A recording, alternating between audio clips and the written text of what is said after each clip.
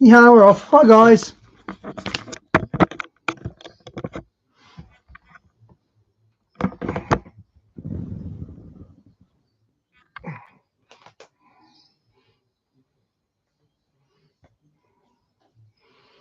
So he's on the Vandenberg Air Force mission.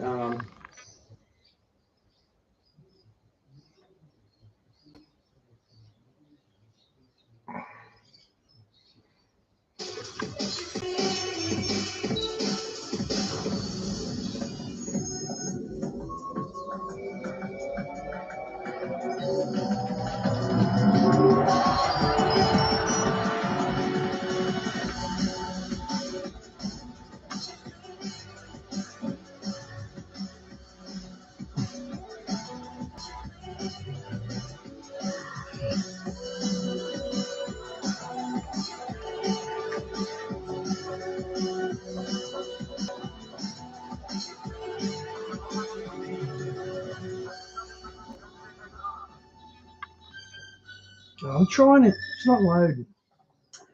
Well, hello everybody. James right here. Hey, Di. Hi, Tricky. Good to see you guys.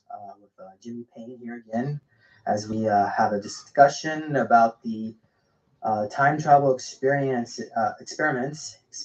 and at Montauk Camp Hero facility, and we'll also be going into some of the USS Eldridge facilities. So I apologize to the audience for being a little late here. We were having some technical issues with some echo sound that was occurring, and we traced the problem back to on my end, but to remedy the situation, I would need to get a longer headset. So my headset wasn't going to plug in; it wasn't reaching. So what we're going to do is I'm going to Hey, turn my Shawnee. Good to volume see you, down mate. really low.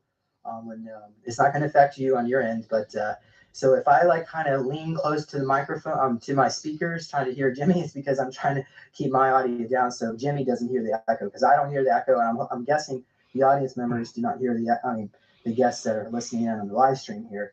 So how are you doing today, Jimmy? Oh, you got to unmute yourself. I'm doing good today, James. Okay, great. Thank you for joining me. So hopefully we'll have enough energy, because I know it's late at night here, but it's a little bit later for me anyway. But so Jimmy, we'll just push through here. So we're going to go today. This is actually a follow up of a previous video we did back about 6 months ago, where Jimmy explained how he became a crew member on the USS Eldridge back in 1962, when he was under the command of German U-boat Captain Oscar Schneider, who was Phil Schneider's father. And we'll also be discussing the return of how the... That's interesting. Phil Schneider's father. They murdered him for exposing 9/11, didn't they? Pretty sure they did. Eldridge, which is going to appear this year, August actually, is going to, yeah. So we're going to basically, for those of you who have not seen it, we're going to... Hey, Cactus, good to see you. On that. And we're also going to discuss how the Eldridge ties into Montauk. I know some people are asking some questions. Why did the Eldridge, which was in the Philadelphia harbor, suddenly show up in near Montauk, New York? So he'll explain a little bit about that. And yeah, so I've got some more. If you read the description here, we have some more information on his bio. He was Jimmy Payne was Captain Dallas, which is what the Aliens movies were based out of. He was actually on the Nostromo. He worked with the Tall White Warriors at Area 51 and participated in time travel missions with the Montauk Boys at Camp Hero. So he's also been on Mars, Titan, the Moon, and yeah, so he was on the Vandenberg Air Force mission with the Lunar Apollo 20. That was with William Rutledge, and they discovered an Oriental-looking humanoid named EBE Mona Lisa. Jimmy claims the Apollo 20 footage on YouTube is real. So, and there's lots more, I think. See, you've also met the Predator creature.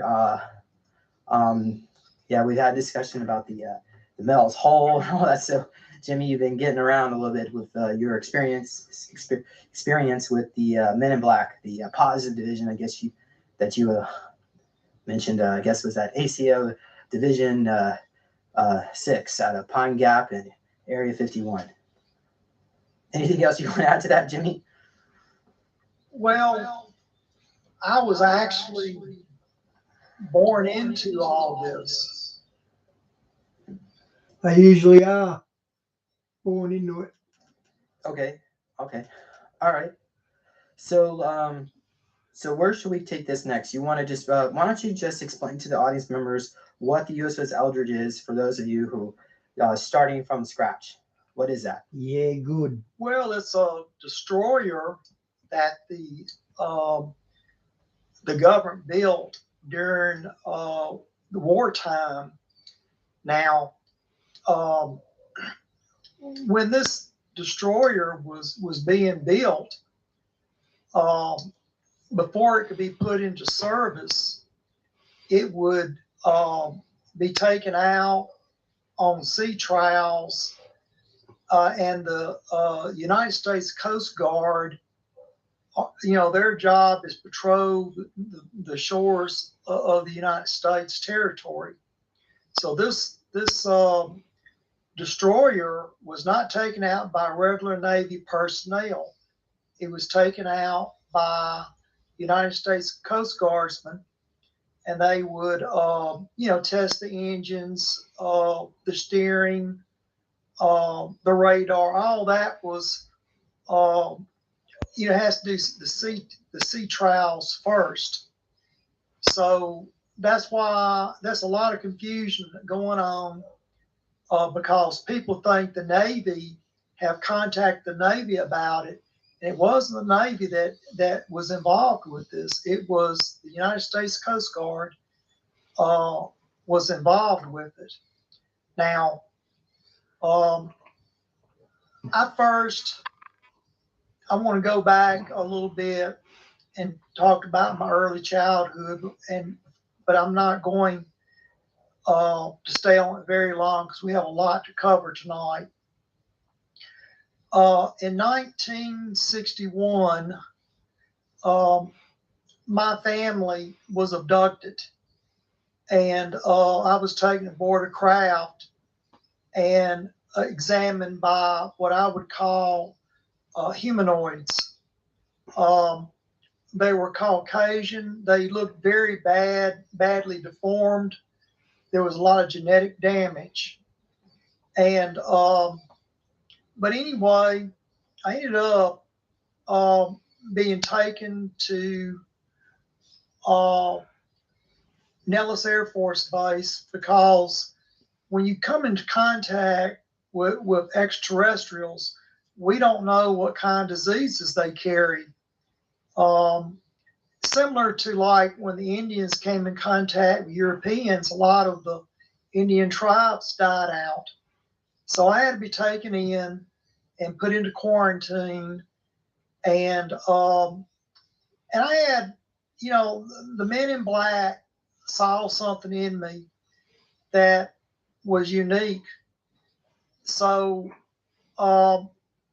the president, Probably his was accent. Eisenhower then. He had like about 8 months left in service to the government.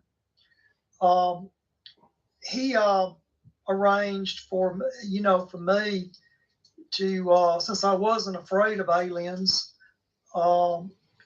he arranged for me to be brought to Area 51 and basically to be raised out there around these aliens, extraterrestrials. Wow. So I got my start with the Men in Hey, Black boss, good to very see early ya. in life. But when I say around 1962, I was taken. There was a flying saucer at Area 51. It was basically the remains of the craft that went down in Roswell in 1947. Now, this spacecraft was damaged too bad to fly. So what they did, it could be used as a flight simulator. And the extraterrestrials that were in that little craft were only like about 3.5, 4 feet tall. Hey, so Diane's put a first link. full-size Air Force pilot in there to fly it. So they needed a child to fly it. So I learned how to fly a flying saucer when I was like 5 and 6 years old. But what happened when Lee Harvey Oswald went over to Russia? He spotted a flying saucer, and this one was the same make and model as the one at out of Area 51. So Diane, pretty sure they stopped taking blood off the gays when they got AIDS. That's the reason they were expelled from giving blood. That's how it was here in Australia anyway. I stowed it, and I flew it back, and I landed onto the forward deck of the Eldridge.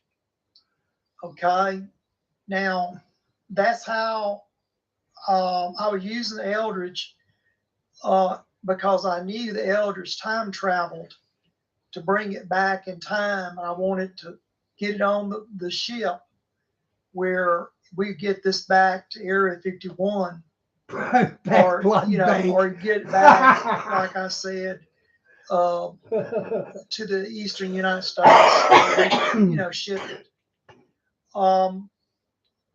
But that's how I got my start. And when I was about, say, 10 years old, 8 years old, I would say, I went to Montauk, and I kind of grew up around the Montauk boys. And that's how I got my start at Camp Hero. And at Camp Hero, I was there when all the old timers were there. Jack Peart was station manager. We had Preston Nichols. We had Al Bielik, and we had a lot of other people there, important people there. Only you can come up with something that rhymes with penis, Tricky. Seriously. And so that's how I got my start at Camp Hero, James. Okay, people are here. Said they're hearing some feedback. Maybe Jimmy, mute yourself when I'm talking, I guess. So, all right. So, who are the key players on the USS Eldridge and the Philadelphia experiment? So we got like Nikola Tesla. Supposedly Albert Einstein was there. Who? You want to explain a little bit more about that? Yes. I met Nikola Tesla. A lot of people stated that he died in 1943. Because of time travel, I met him. Okay.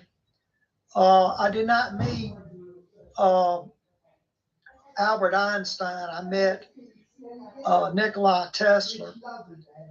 And but now Nikola, he died in like January of 1943. This is just a few months before the July 22nd, when the ship, teleported back through time, forward through time. What happened? Some of the men became ill because of the feedback from the radar on the Eldridge, and Nikola Tesla went in there and he turned some screws around on some of the electronic stuff where it wouldn't work, and so he kind of exited the program, prior to the actual experiment. Now, what happened? Physicist Van Neumann was down there, and he picked up at where Nikola Tesla went off, and he was the one that was able to get the machine up and running.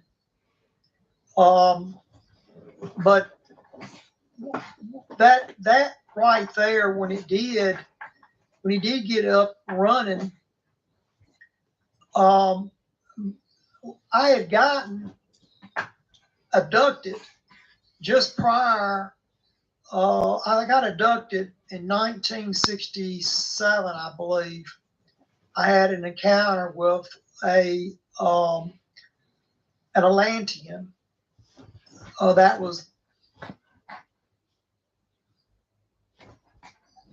Oh, no, you're making the camera rock. and I was able to get control of that spear, and I flew through time. I came down in Siberia, and they fired a missile at me, and the missile missed and hit the forest there. That's where the great, explosion occurred over in Russia. It knocked a bunch of trees down, and I believe that was 1908 when that explosion occurred, James. Yeah. But it was somewhere down. It was somewhere close that timeline. I have to go back and look at the notes. Supposedly that was an experiment with the Tesla ray gun. You want to comment about that? I actually knew that Tunguska thing where they say a meteor hit. I heard that it was actual a ray gun from Tesla that caused that Tunguska forest where all the trees got knocked down. I want to sidestep that. There's a lot of things that is still classified, James, and I feel that I buddy sidestep that one question. Interesting. Okay. All right. I'll just share my screen here real quick. Hold on a second. There we go. So the event took place in June 30th, 1908. Correct. I was a little bit off on that, but that's that I remember the missile that missed me, and I was on the run with an experimental spear, alien, very advanced. This spear that I took control of. Jay-Z, good to see you, mate. Is faster than anything at Area 51. We don't have anything quite. We have some advanced craft at Area 51, but this one's really fast. Okay, keep talking. Yeah. So let's see here. We'll go from there. So explain how you actually a little bit more on how you got onto the Eldridge itself. Well, what happened, James? I had some communications that came through the. G'day, Jay-Z, my Tommy, mate. And I was ordered to fly down, but by a naval ship. And when I got over the naval destroyer, I was ordered to stand by for a test. And when the officer on the Eldridge fired up the equipment, it caused the spear to become unstable. And I was getting a lot of G's. I was zigzagging back and forth. It's kind of like if you take a magnet and you get it close to like a refrigerator and you let go of it and it sticks to the metal. I mean, it pulled me that quick into the Eldridge. And the spear hit just below the forward starboard side, excuse me, the port side. And right below the water line, and I slammed into it and went into the hull of the Eldridge. And when I got to the hatch door, wow, I opened it, and one of the extraterrestrials escaped out of the hatch and got into the hull of the ship. Now, I went and I grabbed a laser rifle, and I knew I had to, subdue the alien. And when I stepped out of the spear, I saw the damage it had did to the hull of the Eldridge. But what was strange was the water was being held back. I could look and see the metal all bent inward, but I noticed the water was being held out. And I took my finger and I stuck it into the water and I pulled it back out, and there was like a little bitty leak, like you cut on like a little garden hose. But anytime like I said, I did it 1 or 2 times, it was leaking. I didn't do it anymore. So when I left out of the hole, I went in through I came in through several different compartments of the Eldridge. And I had a hand radio on me at that time. And I was being told, whatever I do, don't confront them. Only go behind the alien. Do not stand in front of the alien. Approach the alien from behind. And ended up getting into the kitchen area where I came in contact. That is the galley of the ship, the kitchen. And I went ahead and started firing this laser, and it had little balls of light that would come out of about the size of a golf ball. And this light was real slow. And by the time that the little ball light would fly across the room, the alien would just barely get out of the way of it. We couldn't move very quick. It's like I was moving in slow motion, and the alien's moving in slow motion, and the light is moving in slow motion. But it felt like if you got into a pool, like a swimming pool, and you were like chest deep, and you started. Jay-Z, can I tell the guys what you do on Facebook? Walking kind of quick in the bottom on a pool, you'll feel resistance. And I was feeling resistance, like if you're driving a motorcycle, you feel resistance hitting your body. But I felt gravitational resistance is what I felt. I didn't feel any water. I didn't feel any wind, but it's like a. Guys, Jay-Z works with these guys who do stings on pedophiles. They pretend to be children, and when the pedos get in touch, Jay-Z and his crew show up, and Jay-Z's a pretty big guy. He's reasonably intimidating, and they arrest him and all that. You're up to 100 now, aren't you, Jay-Z? I think they're at 100 now. 100 pedos locked up because of Jay-Z and his crew. God bless you, mate. Gravitational drag, and I was moving real slow.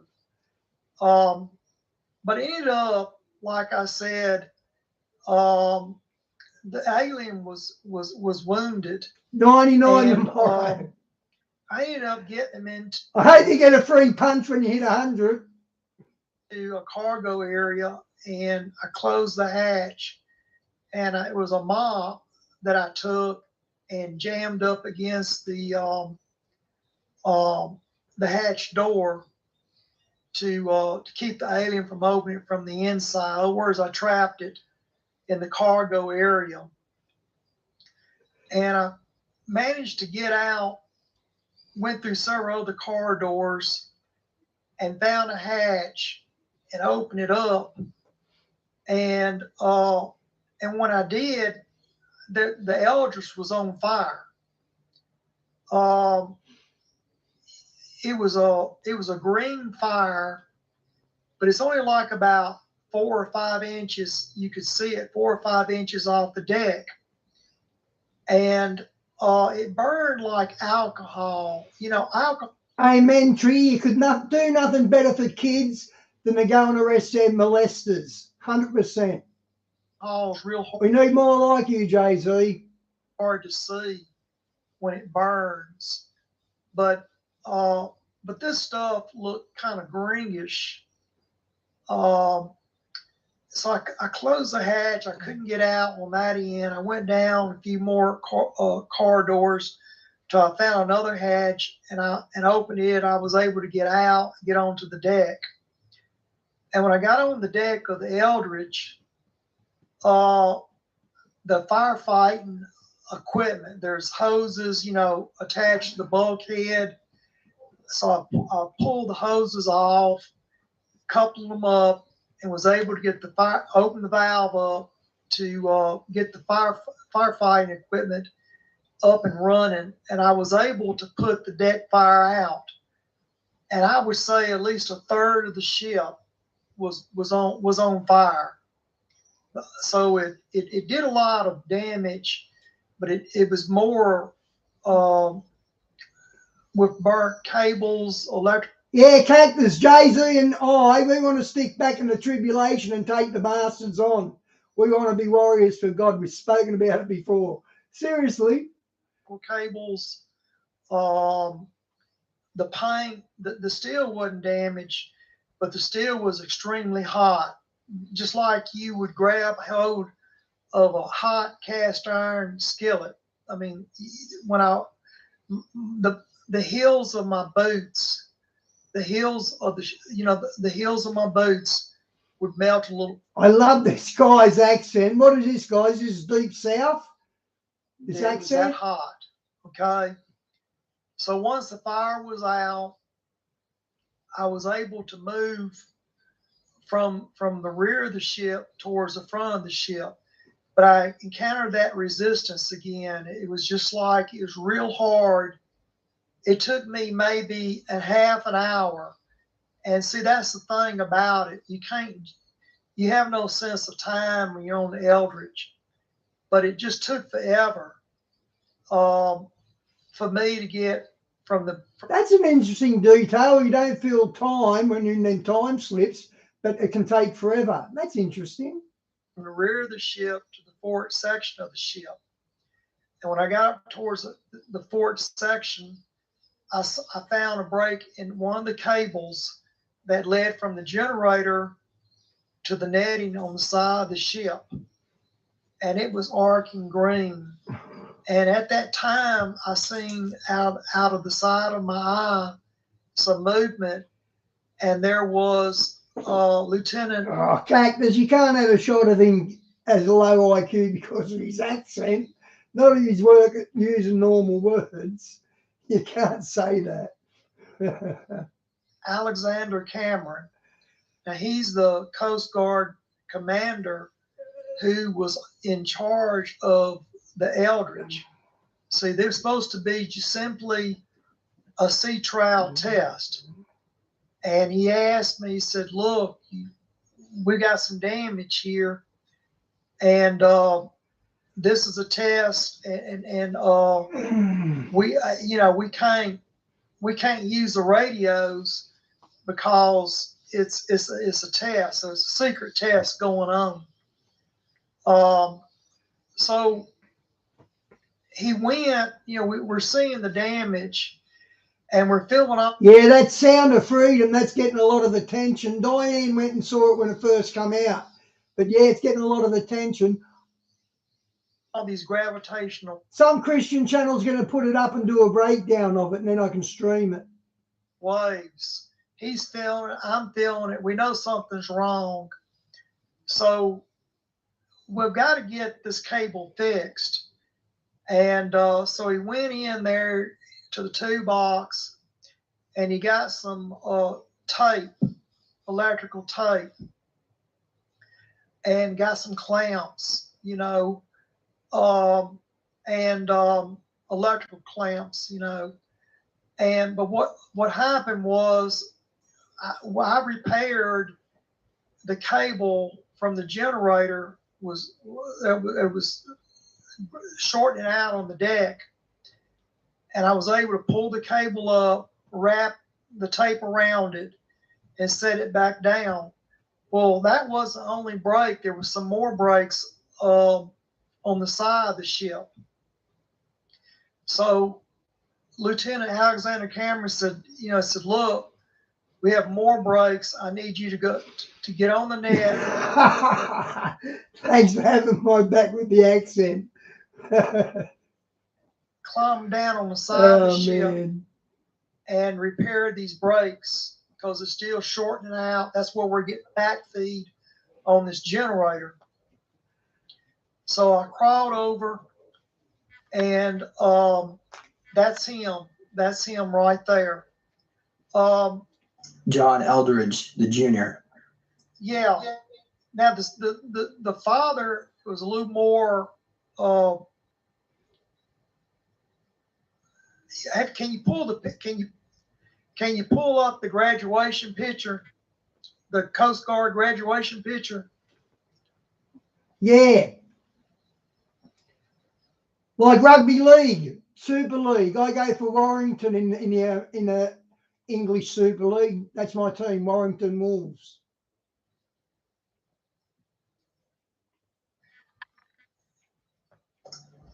What about it? James, I can. That's not the picture I want, but let me go on with the story for a minute here. What happened was I went ahead and went over on the side of the ship where the electrical netting was at, and I was able to repair it. Okay, I was able to repair it. And I came back over the side and got back on board. And Lieutenant Alexander Cameron said, "Look, we have men that are hurt." And I went to Yeah, Jay-Z, I did, mate. I was a center. I played up until I joined the army, actually. try to give them aid, and they were stuck in the steel. Okay, they were stuck into the steel of the ship, and so what he did, That's okay, he mate. went and he got. They had some spam on the ship. You know, like if some of the men got a little hungry because they worked through their lunch hour, you know, and you have to remember this ship was not ready to go into regular service. It was just out for about a day or so out on the coastal area for the sea trial. But they had some spam in the cooler. So we went and we put the spam into a sack, and he handed it to me. He says, "I need you to. This is in case, you know, you become lost. You have some food here. I need you to climb back over the side of the ship. I want you to go down to the end of the net, and I want you to jump off." All right. What? It's kind of like if you see a bird laying on a power line, and the bird is sitting there,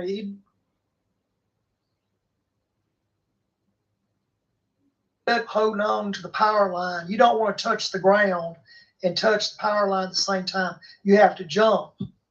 So okay. When I got on the side of the ship, I threw the food over my shoulder with the sack over my shoulder, and I had to jump from the net, the cargo net, on the side of the ship. I had to jump into what I would call the sea, but I didn't see the sea. The only thing I saw was pitch black.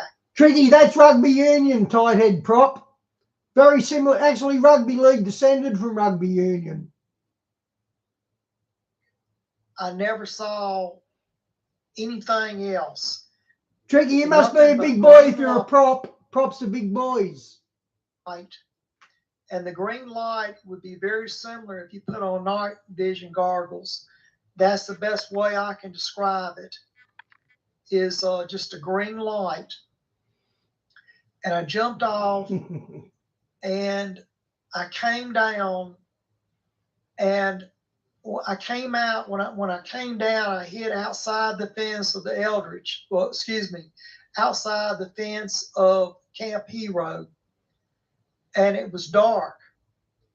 And when I came down, not far from me, part of the tower came down and hit the fence, so the fence was electrified. So I couldn't get into the base, and I was disoriented. It's kind of like, you know, um, the radio frequency, the radio waves, it makes your brain swell a little bit. So I was a little bit disoriented. So I ended up walking out. Kept walking down by the side of the security gate, security fence. I couldn't get in. I ended up wandering down. Wow, 6'1" and 18 stone. Yeah, you're a prop, all right. That's huge, Tricky. Wow. To the beach area, and I might have been maybe about 3 or 4 miles from the base, walking down the beach, and helicopters came down. They landed. They picked me up and brought me, brought me back to the base. Were you in 1962 at this point? Can you move? I want to say it was 1967, James. No, I take that back. It wasn't I was abducted in 1967, but it was like I want to say 1964 is when, or either 1965. It was that timeline, because Oscar Snyder, Captain Snyder, was asking me about it. Did I know what year it was? And I was a little bit confused because I still had some swelling, pressure on my brain from the radio waves. That's what what he was worried about. A lot of the men on the Eldridge was suffering the same phenomenon. Some of them lost their minds. Some of them was delirious. Very confused. But that's one of the instances I'm describing here. Jimmy, maybe can you click the private chat tab? Click on private. Yeah, click on private chat. I'll send you messages that way.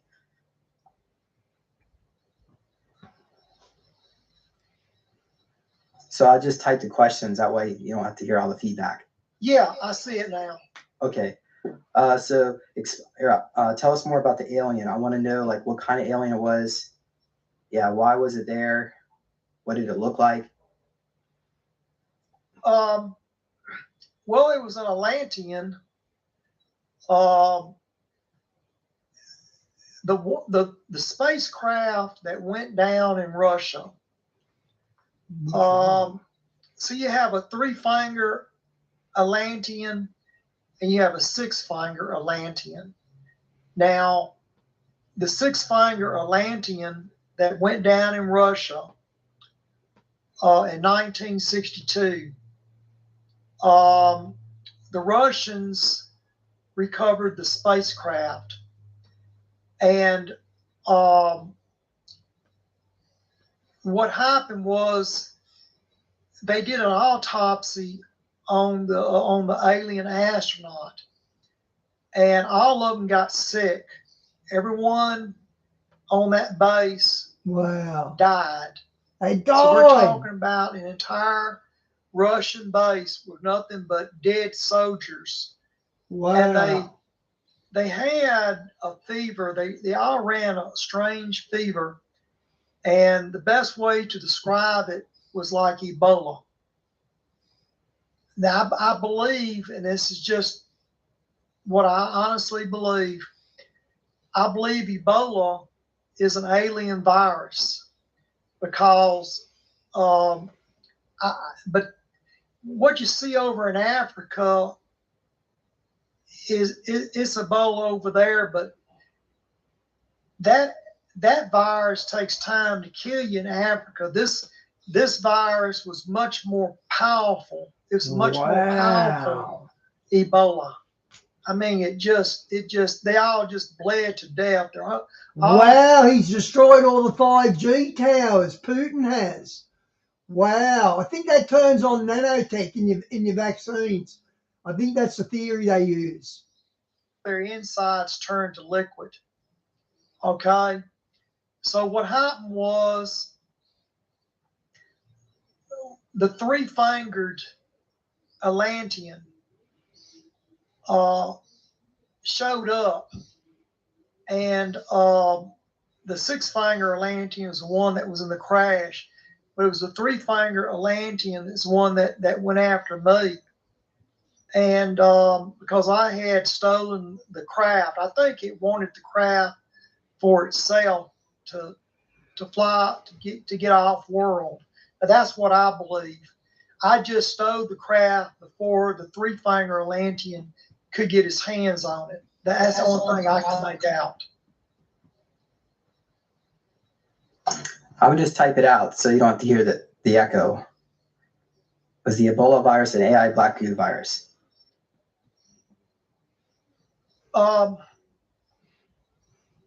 You know, James, I believe I'm not going to say 100%, but the way the Russians died, I mean, they just turned black. I mean, it was just incredibly quick. I mean, that many on the base dying like that. Now, I want to say this: the Russian commander of that base locked himself.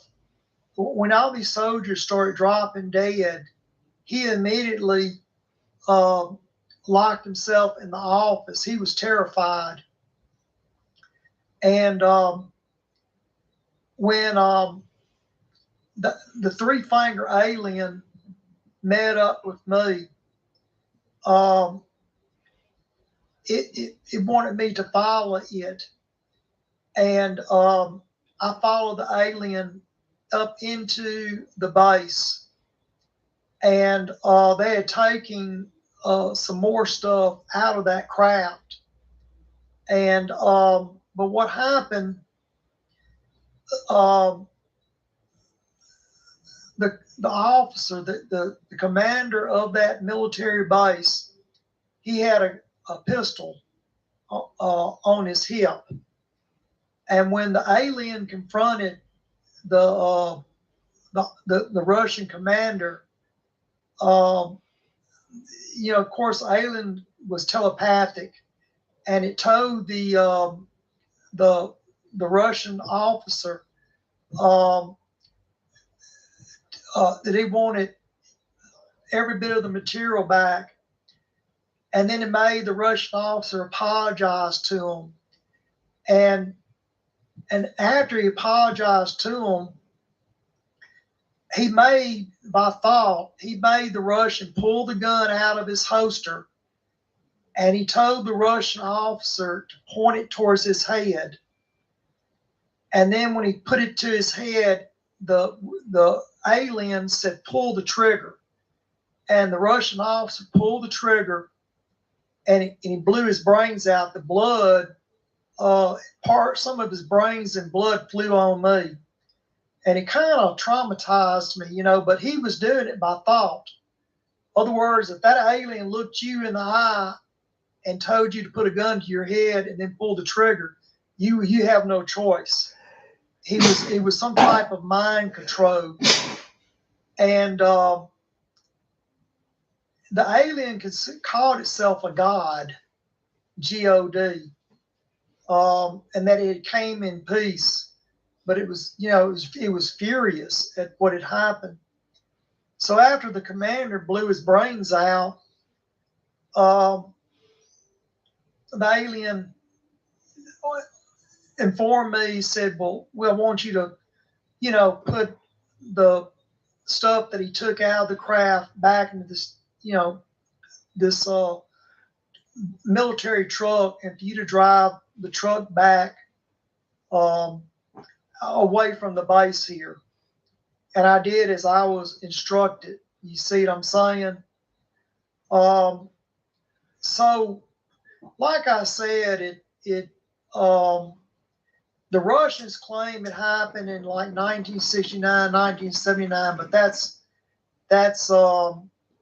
incorrect. It happened in 1962. Now I think the actor Roger Moore did a segment on it, you know, about the flying saucer, and it showed the alien autopsy, the Russian alien autopsy. Actor Roger Moore narrated the clip, but that was the actual craft that I stowed, James.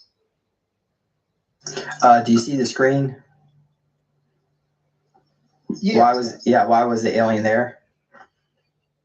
Do you know? Could you mute yourself, James? My guess is that not only was an alien monitoring Camp Hero, he was also monitoring the spacecraft that went down in Russia. So you have to remember, the alien can time jump. That's what he was doing. I think all the political leaders are in on it. The Chinese, the Russians, the Americans, the Australians, the British. I think they're all into the New World Order. But from what I know, or what I sort of looked at, Russia wants a bigger slice of the New World Order. They're not happy to be playing second fiddle to the States. Apparently that's what's going on. I'm not sure though.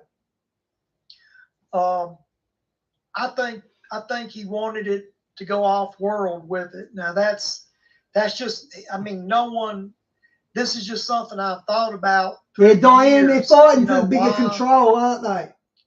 You know, he was desperate to get off world, and he knew how to fly the craft, and but he was definitely trying to hijack it. I simply hijacked it prior that he did.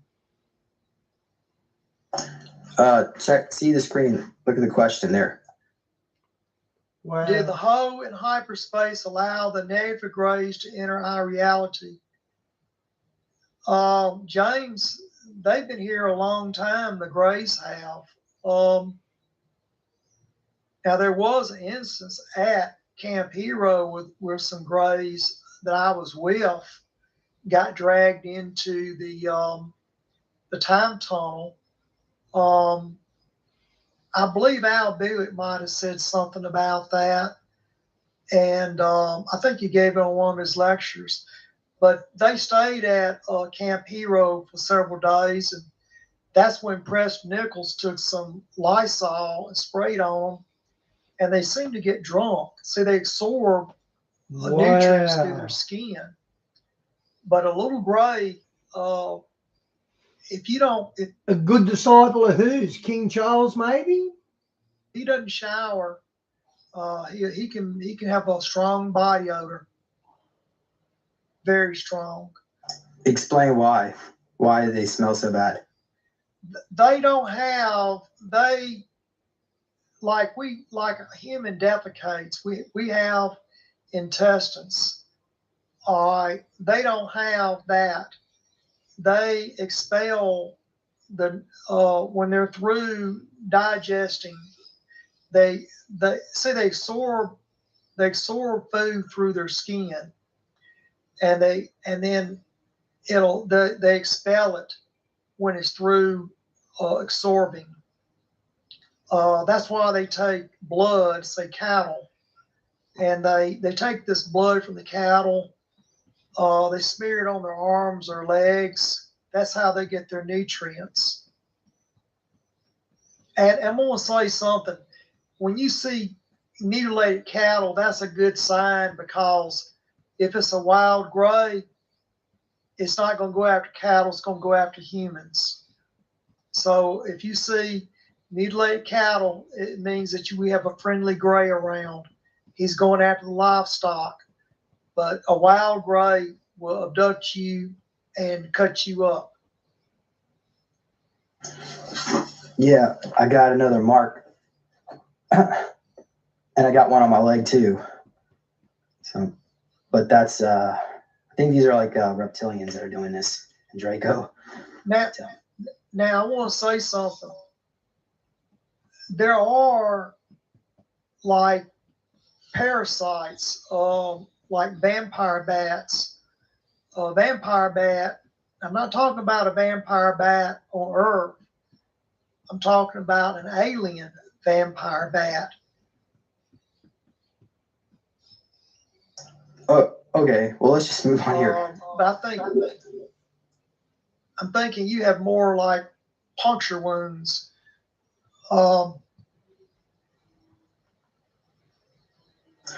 Yeah, my understanding, I was abducted by some reptilians in Draco, and they have this machine that comes down and it pulls, it cuts out your flesh, and they take it away and make clones out of it. So, not the only thing they do with the flesh, they also monitor changes and your mutations that they're, whatever experiments they're working on.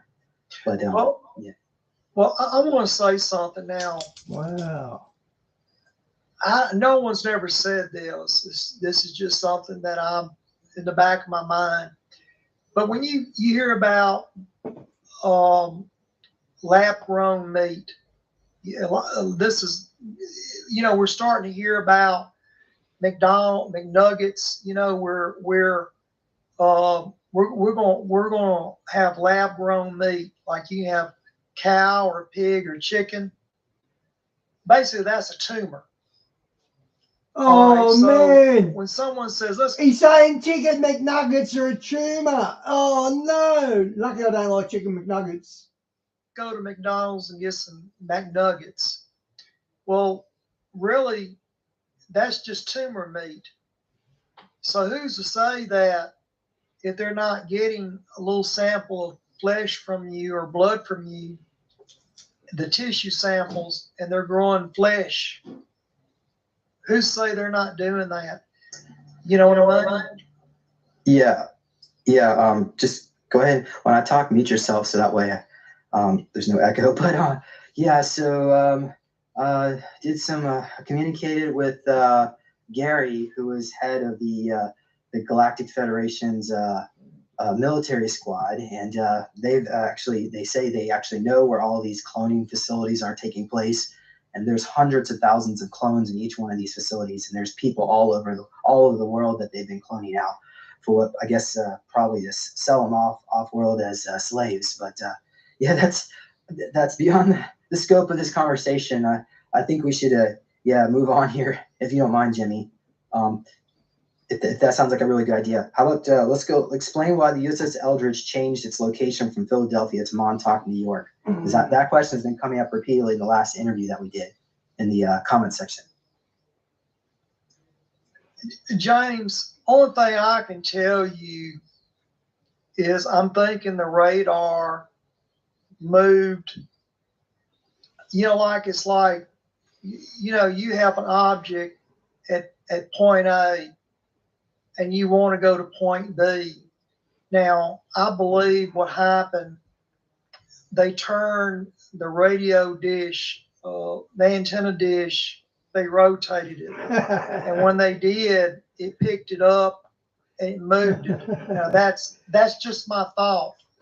I don't know, because I was on the Eldridge, okay? I don't know what happened at Camp Hero, because I was actually on the Eldridge. Now, I do not do public appearances. I'm not like Al Bielek, and I use the name Jimmy Payne. That's an alias name, okay? But I'm not trying to write a book about it. There's lots of people who wants to write a book about it. There's lots of people who want to make a movie about it. I've had over 36 movies made of just different things that I've been involved in. So when I see that on movie theater screen, I feel violated. So that's why I don't do public interviews. Okay, yeah, good. Okay, you already muted yourself. Great. So years ago, I worked with a lady that we remote viewed or she did, a really, really bad timeline to see what would happen if the Cabal won. And we had to go 1,000 years in the future because it took a long time for planet Earth to recover from all the nuclear war. But we see these giant fields where there's robots harvesting the wheat. And then we see a cloning factory where they have a clone uders. Am I saying that right? The cow uter that's producing the milk. So they just dump the wheat into the stomach, so they didn't even have the cow anymore.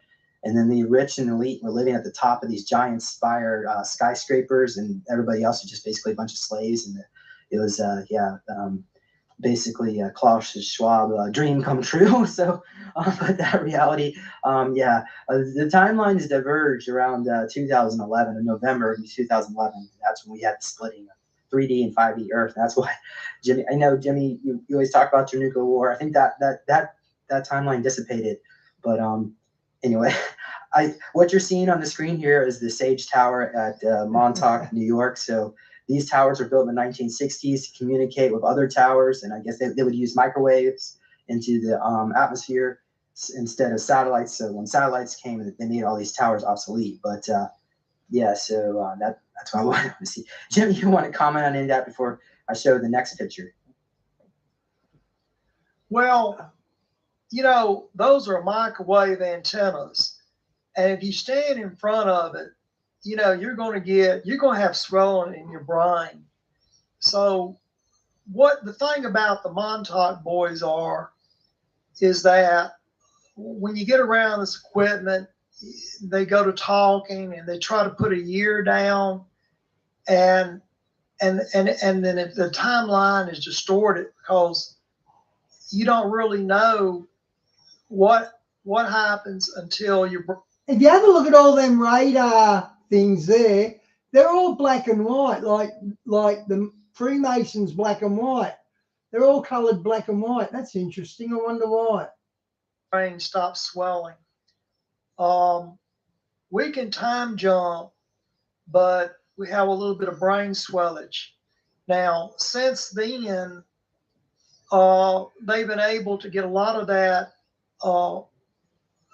bad radio waves, and they've cut it down where it doesn't cause as much trouble like it did in the past. So people that claim to time jump, I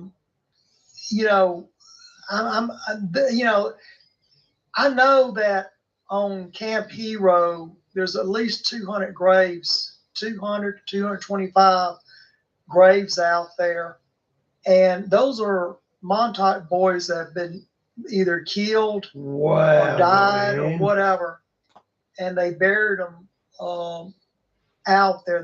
Wow, Diane, that link's saying that they done forced sterilization on women who were unfit. Wow, if that's true, that's terrible. Hidden graves. So that's why you don't hear too much about the Montauk boys, and the ones that did survive went to Vietnam. Like I've been to Cambodia, Vietnam, Laos. I've even been within eyesight of the Chinese border. I've been in Hanoi, been in prison in Hanoi. So a lot of the Montauk boys were very few of them lived. Okay, wow. Look at the question. Do you see it? Why is Alexander Cameron not able to tell what time it is? Yes. Well, it's. I'm going to try to explain it the best way I can. If I took a flashlight and I turned it on the deck of the Eldridge, the light would go out maybe 6 or 7 feet and then bend downward. Wow. And if I put the flashlight on a table, I could walk to the other end of the room quicker, just slightly quicker than the light could get to the other end of the room. What? It's kind of like you took a slinky. When you were a kid, you had a slinky toy, and you found some stairs, and you took the slinky and you leaned it over, and it went down to the next step, and then went down the next step, and went down the next step. Well, a shortcut. That's how the light was behaving. Now, as far as not being able to tell time, I thought I was on the Eldridge maybe an hour. But when I came off the Eldridge, I had frost on my skin. I had to be given IVs in both arms and both legs. I was dehydrated. My fingers turned black as if I had been frostbitten. Okay, and I was real weak. And as if I had not had any food for about 4 or 5 days. Now, there's been instances where other men have entered a spear. We had another spear that came down that was retrieved. It wasn't brought back to our timeline. It was brought back into the future, about 500-600 years into the future. And those men, when they entered the spear, they thought they were in there for like 20 minutes. And when they came back out, they had beards. Wow. 4 days, 5 days worth of beards. And they had only been in there like 20 minutes inside the spear. Wow. So it is a distortion of time. And that's the best way I can describe it. Okay, well, let's move on to let's go. So we're going from the early 60s into the 70s, and there was a precursor to the Montauk Project that was known as the so-called Montauk Boys. Explain about Project Paperclip, maybe Monarch programming, and how they were programming children's minds, I guess, is what they were looking for. I guess in the beginning, boys, and then later on they found girls were just as useful. So, Jimmy, do you have information on this? You can tell us a little bit about the early, before really Montauk Project started. Well, first off, It's glaring, I'm guys. tied in with Project Paperclip. My family I have relatives in Germany, and I have relatives in Italy. Okay, so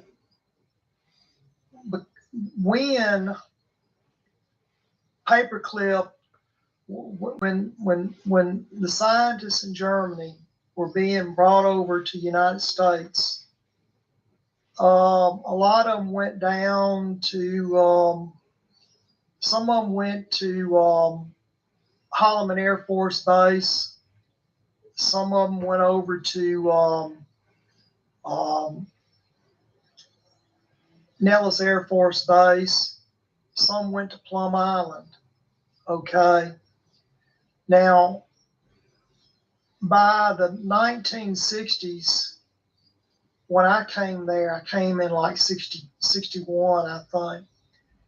But when I got like old enough, I was told that I would be trained as a technician. And what had happened was not all those SS officers could be released. Some of them had to live on the base. Never did get released to the public. Some did. Most did, but some didn't. Now, because the nuclear test out at Nellis Air Force Base, a lot of those technicians, German technicians, They were losing their hair, losing their teeth. They had, I would say, radiation damage to their skin. They were, Hey, Susan, good to see they were you. starting to die, prematurely die. Hi, Chris. So I was trained to take the place of those technicians, and because I was German, your government, looked at me like a war prize, and so that's how I became involved with the aliens at Area 51. But what happened was Captain Oscar Snyder. He he was German as well, but he was drafted, or should I say, appropriated and put into the United States Navy during the war, or right at the end of the war. And he was tied in with the Philadelphia experiment. Him and Valiant Thor was involved. And so what happened, he was Captain Snyder, when he went to, when he get in his U-boat, he would, go around the Montauk, and people report seeing that U-boat around there. That was his U-boat. And he would let me out. And, I would come ashore by Oyster Pond.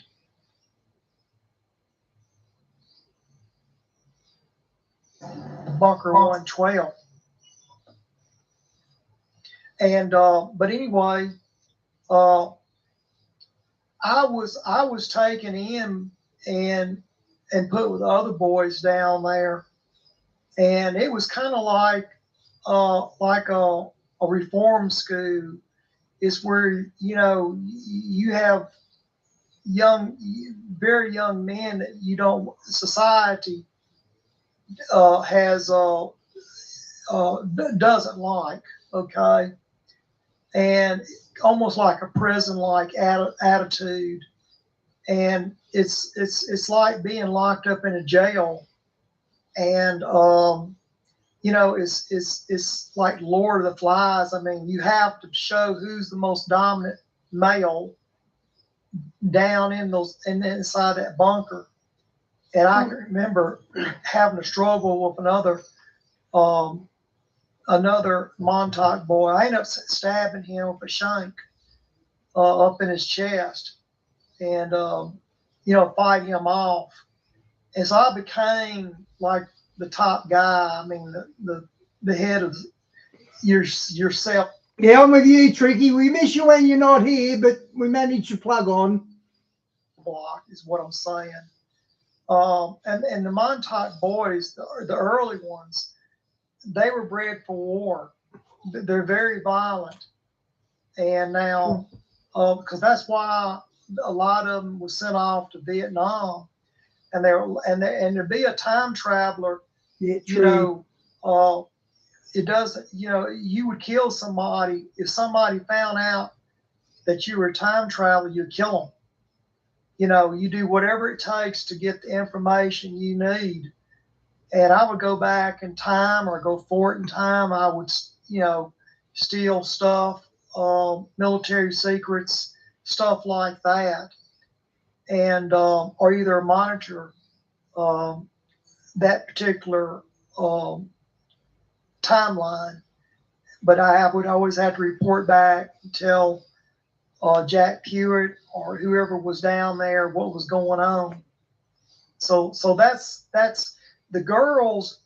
They tried it with the girls, but because the radio waves were the microwaves were so strong from the radar, the boys, some boys could take it, other boys couldn't, but none of the girls could take it. So the girls were basically brought back down to Brookhaven National Laboratories, and when they did work all the bugs out, Well, by that time, Montauk was winding down, and they had much better electronics that didn't interfere with your brain.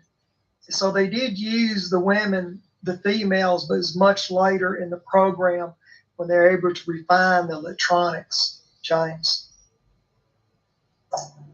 Okay. Oh wow, so many questions. Let's see here. We've got this one.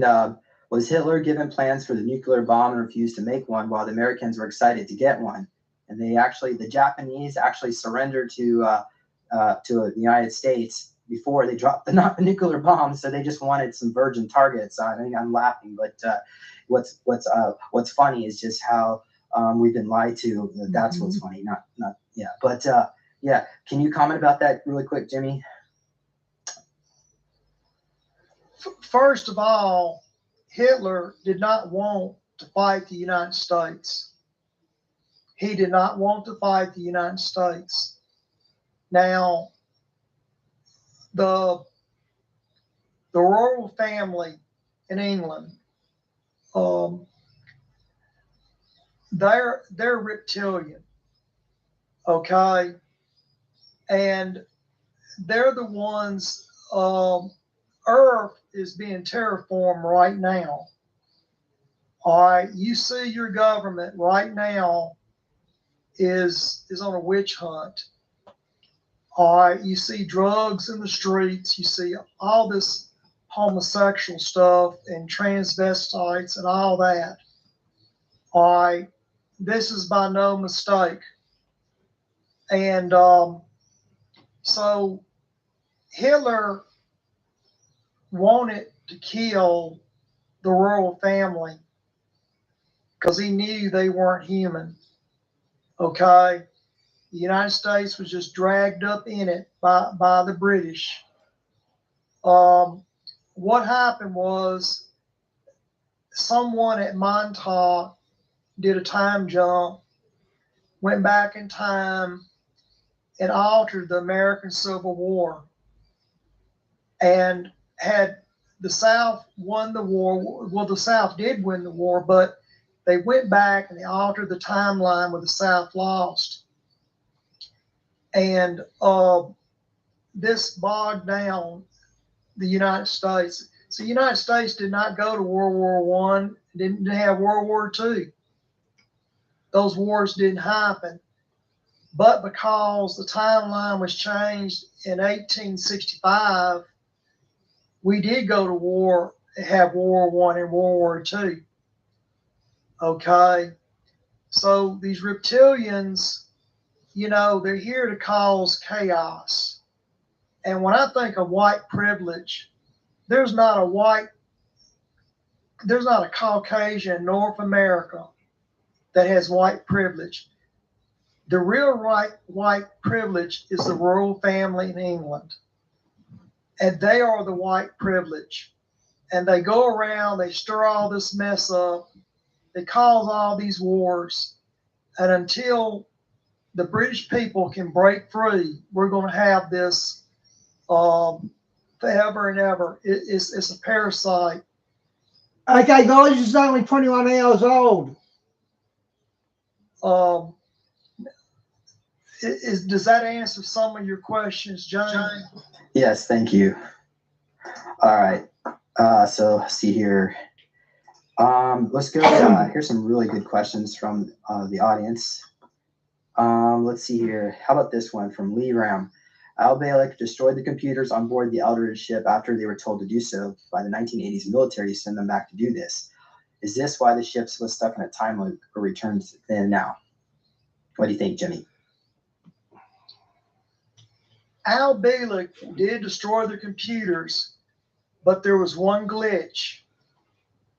When I got out of the sphere that was lodged into the forward deck of the Eldridge, I left the computer on. So what's happening is, because the sphere is in a time traveling mode, it's stuck.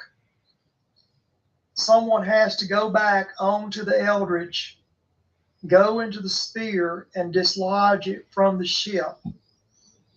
And being that I'm the only one that can fly the craft, it would probably be me. This craft is extremely advanced. I did not even know how to fly it. When I first got in the flight chair, a beam came out of the computer monitor. It hit me in the face, and I went unconscious for a short period of time. I woke up. I had a little bit of blood coming out of my ear. It's kind of like a learning device, is the best way I can describe it. But I can telepathically fly the sphere. Now, the Eldridge, is true. Al Bielek did destroy the computers, and the ship did reappear. I want to say August the 22nd, 1940. I didn't see Musk call Zuckerberg, what'd you say he called him? Lizard boy, but I did say Zuckerberg say he's not human. I did hear him say that. 3. The men weren't on the ship. The men were gone. Okay. But the ship is still teleporting. Now, in the 1980s, 1983, Montauk or Camp Hero was reactivated. All right, closed in 1980. It was reactivated in 1983. But it wasn't reactivated by the Air Force. It was done by Brookhaven National Laboratories. Brookhaven National Laboratories had the technicians down the road from Camp Hero, and that we were using the Brookhaven power from Brookhaven National Laboratories. They have a super collider underneath the ground, wow, 60 miles down the road from Camp Hero. So I'm aware. I was there when it was reactivated, and I did see the ship on the computer monitor, and it's just like what you see in the movies, the ship teleporting through time and space. But you have to remember, the movie, The Philadelphia Experiment, is not really a documentary. Some of it's true, but some of it is just made up. And they do that to protect people like me. You know, it's kind of like a soft disclosure. That's the best way I can describe it. All right. That answers Jose's question, why they want to let a movie be made. I don't know if you want to comment more about that, we can just move on. So Claymore was mentioning that there's still the stage radar towers are still being used, but at lower power levels. And they are actually the ones in Montauk is welded shut. But when the portal opens up, when the Eldridge returns every 20 years, the stage radar tower moves. So that's how you know the portal is opened. Oh, also there's a Mandela effect too. I think, Jimmy, we were actually discussing the Mandela effect. The realities are all switching. I don't know. Do you want? How about I just go ahead and pause, and if you want to comment, go ahead. Yeah, unmute. Question for Jimmy: did Howard Hunt tell you the reason they assassinated JFK, and because he wanted to give back the UFO Yelp steel? How did you know that was the reason they shot him? Well, first of all, Howard Hunt lived about 15 minutes where I live. He lived, I grew up around his sons. Okay, Howard Hunt was my handler at one time. Jeff Kennedy did find out that we stole his flying saucer.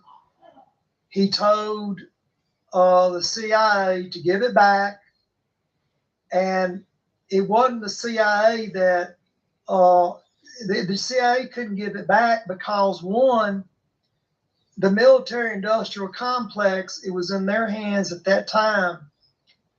And see, presidents come and go every 4 to 8 years. They come and go. All right. But we also had problems with Russia and Cuba, and the military industrial complex wanted that craft to study it. Now, JFK was going to give a speech when he was in Dallas, and he had wrote out the speech on an envelope, from what I understand, or had an envelope with the speech in it, in which he was going to tell the public about the aliens. And the mayor of Dallas was the guy that was in the car with him and his wife, along with Jackie. When Kennedy was shot, I was on the 6th floor.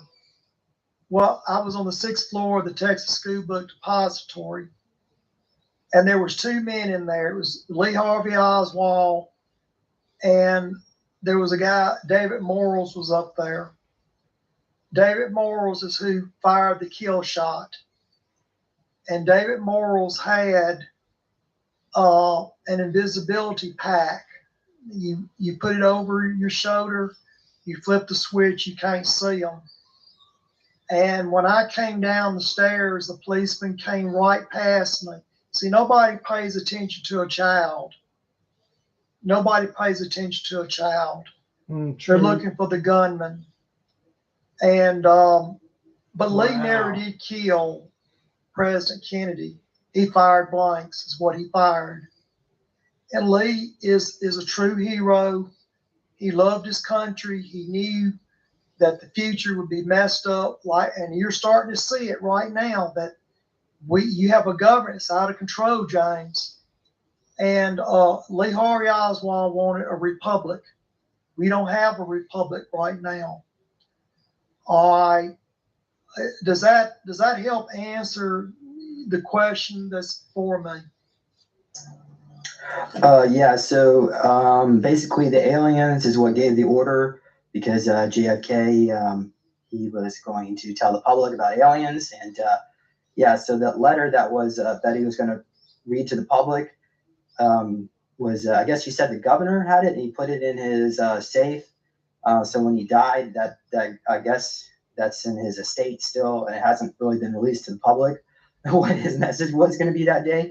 But I'm hoping maybe the so-called, I don't know if I can say, we'll say 17, right? So we can't say the letter.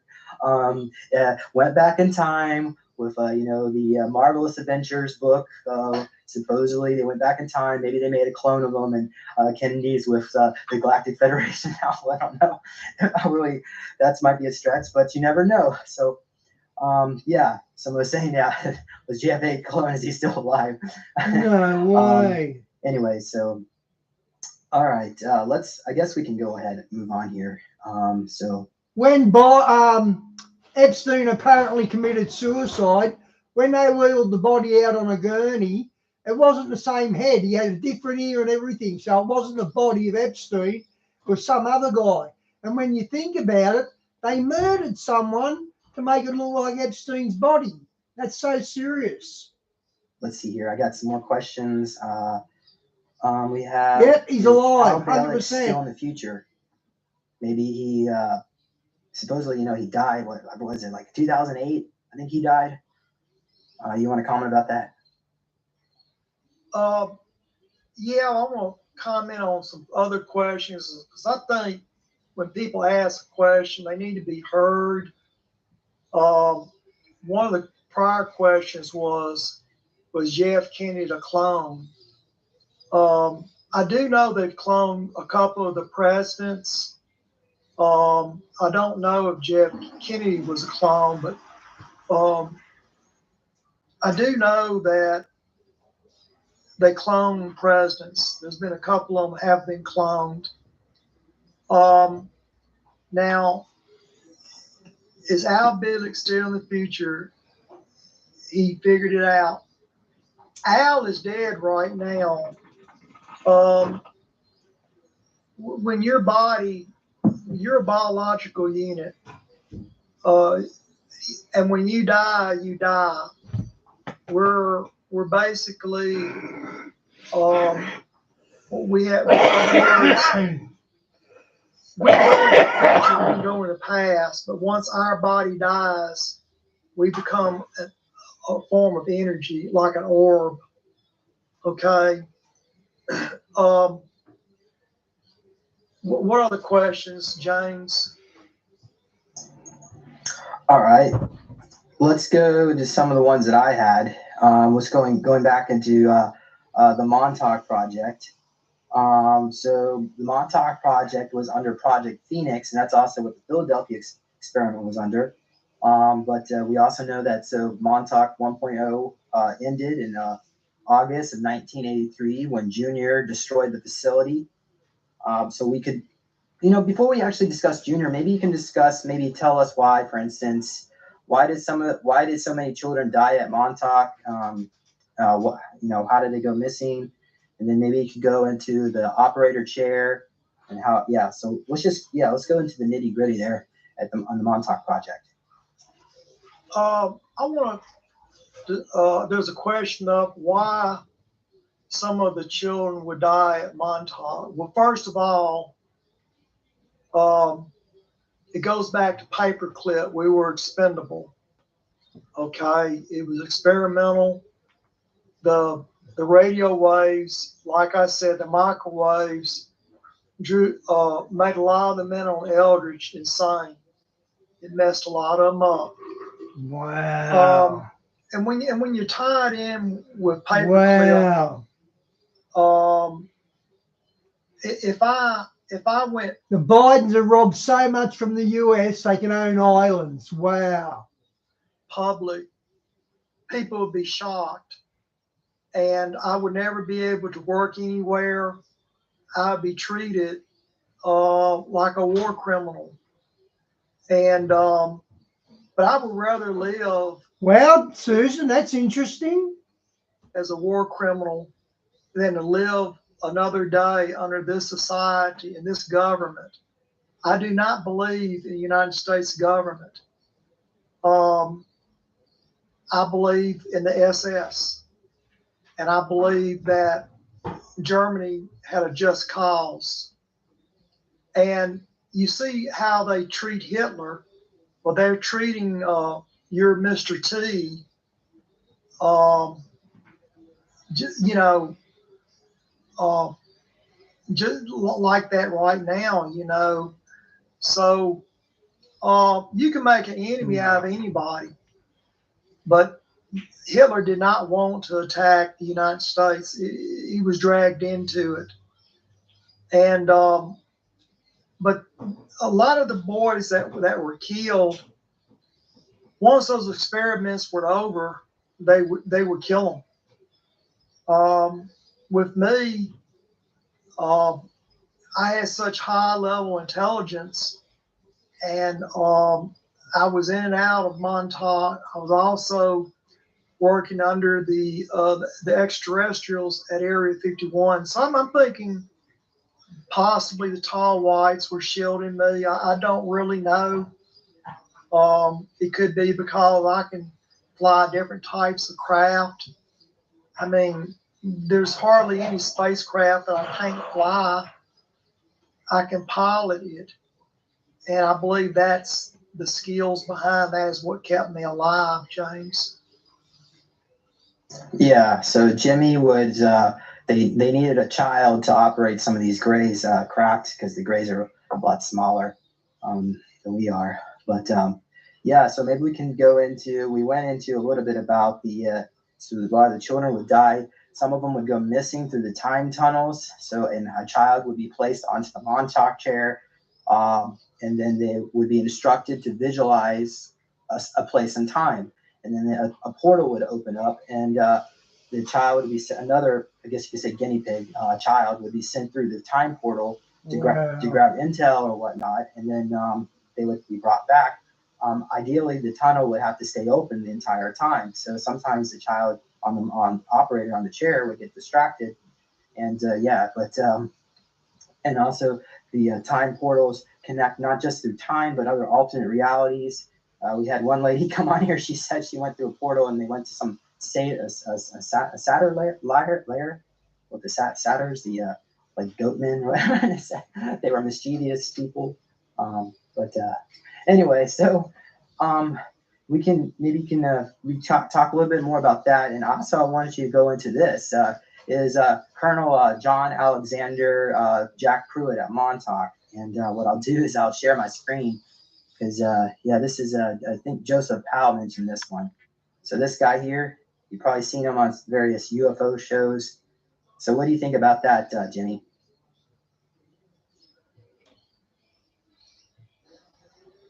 I don't recognize him. I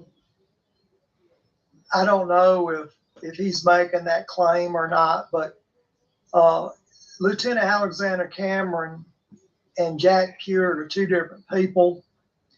I knew Jack Pruitt. He was a station manager. Lieutenant Alexander Cameron, he like I said, I've been to his house, Lieutenant Alexander Cameron. I've even walked around in 1940, 1942, 1943. I've been to all timelines. So, I mean, I'm just one of those kind of guys that it doesn't matter what timeline you drop me into, I'll adjust to it. Now, there's a question of describe how to operate the Montauk chair and can anyone run it?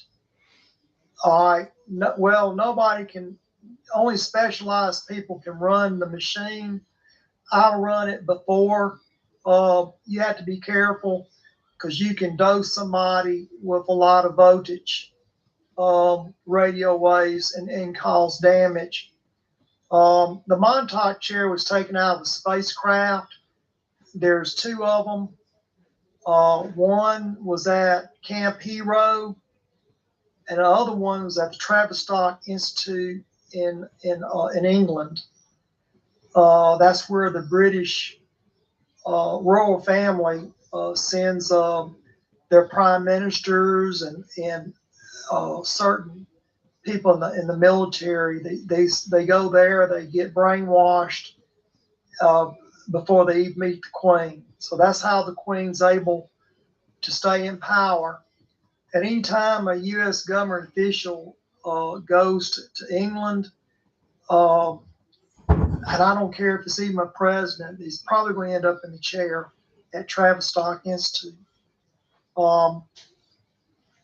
The chair, basically, if you watch the movie Total Recall, the chair looks similar to it. It's not the exact chair, but it looks similar to it. And the movie Total Recall that Arnold Schwarzenegger stars in, there's some truth behind that as well. I've been to Mars, and you know, when you go through that, it scrambles it gives you temporary amnesia for just a short period.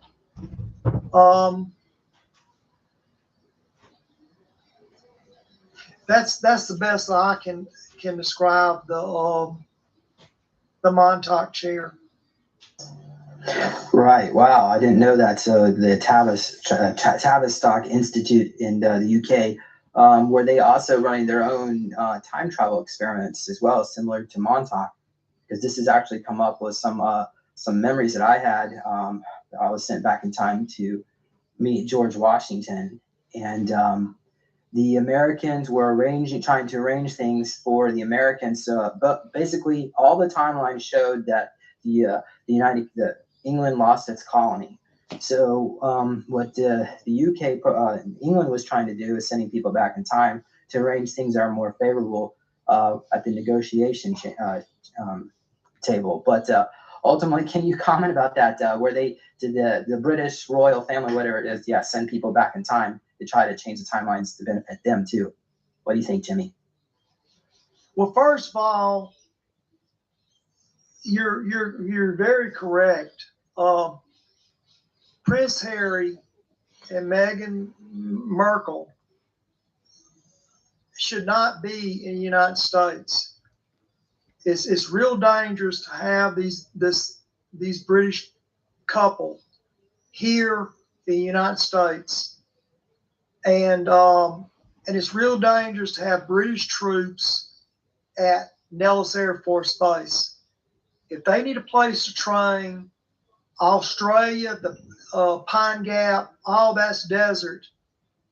Okay, so by law, the CIA cannot spy on you, but the British Secret Service can spy on you.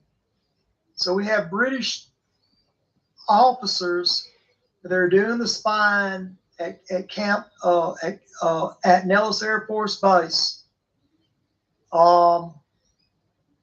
A lot of the what's going on with the royal family is this: King Charles is not all human; he's part reptilian, and they're not when they abduct somebody. They've been up in Canada abducting school children. They've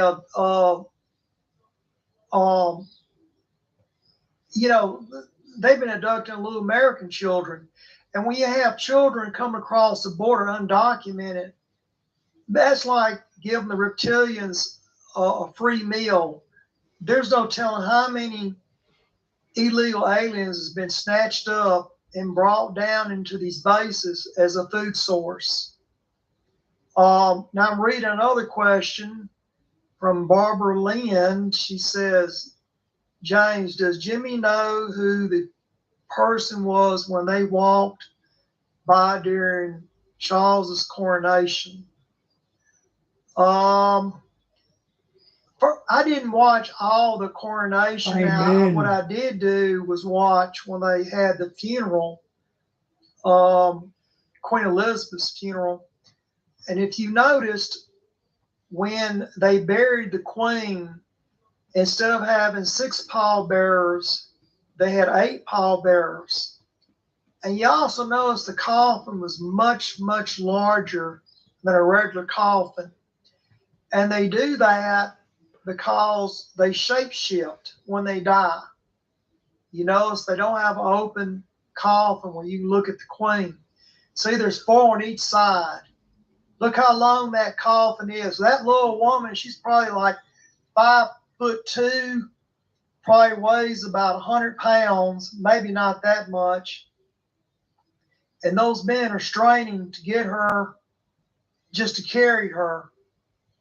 And look at all the symbols on that cloth. It's nothing but dragons. Why wouldn't they put a British flag over that coffin? Because it's not a British subject. Geez, that's a good point. Why isn't it a British flag? Why is it a flag of dragons?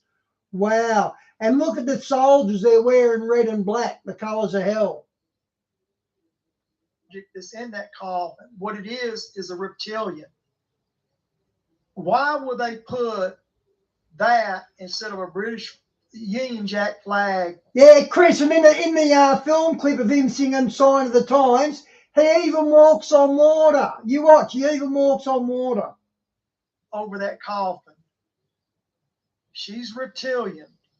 And I've been around her. Me and Arizona have been around her when she shapeshifted.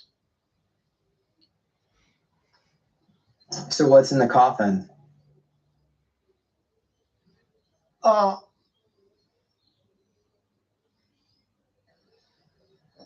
Good question.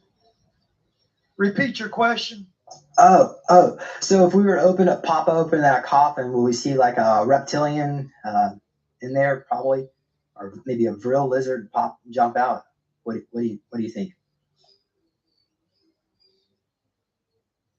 Reptilian. You would see a hideous reptilian. She sheds her skin like a snake, and what was keeping her alive was adrenochrome. They take a young child, they frighten the child up to get the adrenaline going, and then they brutally murder the child, and they take that blood and they drink it, and that's how they live so long. Wow. Oh, wow. Wow. Okay, so let's go on here. Next question. And guys, did you see all the celebrities really age bad over lockdown because they couldn't go and get their adrenochrome? Like, what's that talk show? The lesbian, what's her name? She aged really quickly. So we have this one here. Do you know anything about the reptilian Anunnaki invasion happening in 2025? Ellen, yeah. And according to Al Bailey, Ellen DeGeneres, she aged like about 10 years in 12 months. he said some alien invasion, but never gave a date. So what do you know anything about this? Maybe it's a false flag that they like. I think she's well named, isn't she? Ellen DeGeneres. She's really well named. Kramer talks about in the future they want to, Jamie Foxx too. Is the false flag alien invasion to wake the people up. I think his brain went nuts because he got the vax. I reckon he got a blood clot in his brain because of the vax. But yeah, he aged really quickly too. A lot of the celebrities did.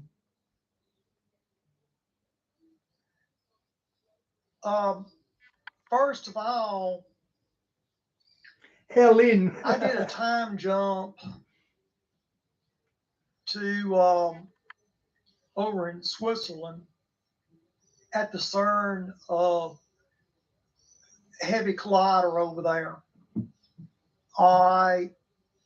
There was an accident at the underground laboratory, and when I got there, when I time jumped and went down out by the control room, and there's blood everywhere, all over the walls, it's on the floor.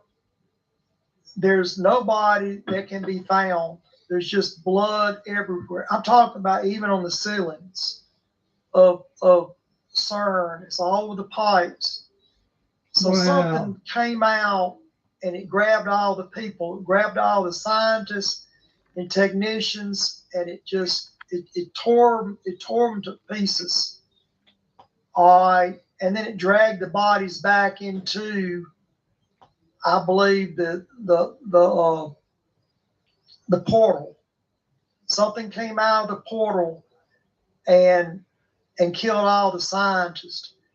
And when I was in the control rooms, I was seeing lightning coming out of the collider, or I would say it was arcing electricity, sort of like a Tesla coil. It was arcing, and I was able to get in there and hit the power down button. There's a button you can hit with your hand or with your palm and kill all the power to the control in the control room. I don't know what happened to the scientist, but I think humanitarian of the year, as they're all in the child trafficking. I think that they what they were doing is that they opened up a portal and something came through. James, something. It was not human. Is all I can tell you. Okay, so my understanding, CERN was a project to allow the cabal to escape. There was, I guess they had all these plans. They looked into the future, and they saw like maybe say like a 1 out of 4 billion chance that they would lose. So that one chance, they decided they wanted to have backup plans, and CERN was supposed to allow portals and they can escape. But the problem is the portal, at least my understanding, the portal was so tiny, all they could do is just send information back and forth through time to get, so I guess maybe in the future they finally figure out how to open up the portal so something can come through it other than just electronic signals and so on. So can you talk about project, is CERN under Project Phoenix? And also in the future, do they try to fix it again, I guess, because apparently this has happened before. If you look into the history about CERN, it was shut down for a couple of years, and I don't know what the official response was, but apparently something did come through a portal and shut that place down, and then they rebuilt it out. Now they're trying to do it again. So Jimmy, comment about the CERN under Project Phoenix, and anyway, go ahead. Well, first of all, Project Phoenix, that involves Montauk. CERN is not tied in with Montauk. Okay. Now, as far as escaping, they don't need that. They don't need CERN to escape. There's other gates that they can use. You don't need that much power to teleport. Now, going back to CERN itself. Tricky, I'm pretty sure Richard Gervais, whatever his name is, pretty sure he called Tom Hanks a pervert at a Oscar Awards. No, the Academy Awards. Ricky Gervais, he called Tom Hanks and his crew perverts. If you notice right there, see that symbol? All right, but they're looking for an anti-God. They're looking for extraterrestrials. All right, that's what they believe in. All these scientists, and right before they cut the power on, they did a strange dance. They did a sort of like a cult thing, witchcraft.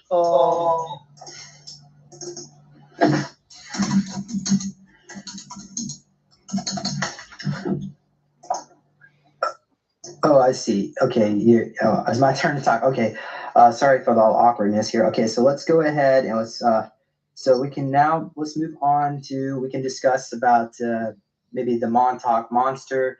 You know what? Actually, no. Before we get to that, this one here, is Preston Nichols a bad person? And why don't you explain who that is for people who don't know? Then we'll go into how the Montauk project, how it came to an end. Great question.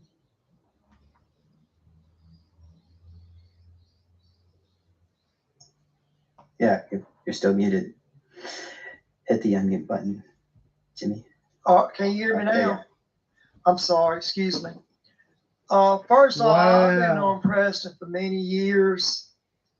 I knew Preston prior to him going to electronic school.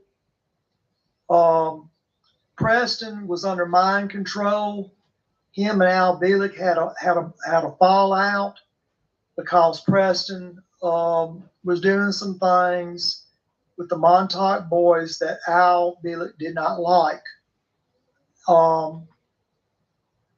I find it troublesome because I was not there all the time. I was back and forth between Camp Hero and Creech Air Force Base. That's part of Nellis Air Force Base. So apparently the two men had a falling out, but I do know that some of the children down at Brookhaven, they were taking those children, the technicians were, and they was bringing them down to Camp Hero to camp in the park. and they were doing some things with the children that was disgusting. So I don't know what Al Beasley was doing, or I don't know the full scope of it, but it was very serious. And I believe Al did the right thing in, breaking up with Preston and not doing any more talk shows with them. Now Preston was transferred from Brookhaven to Montauk, and or vice versa. I think he started out at Montauk, and then when the test tubes became obsolete, and they're going from test tubes to transistors, and then from transistors to microchips. All right, by the time the computers came around, there was no need for Preston at Camp Hero, so he transferred to Brookhaven. He worked for Defense, Diamond Defense Electronics is who he worked for. And he stayed up, he had an office at Brookhaven, and then he would travel back down to Montauk to run wire and video cables and all that.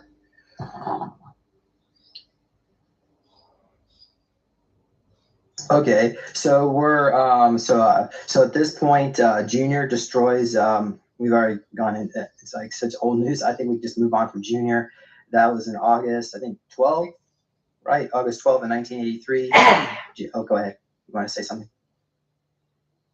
Oh, no? Okay. Okay.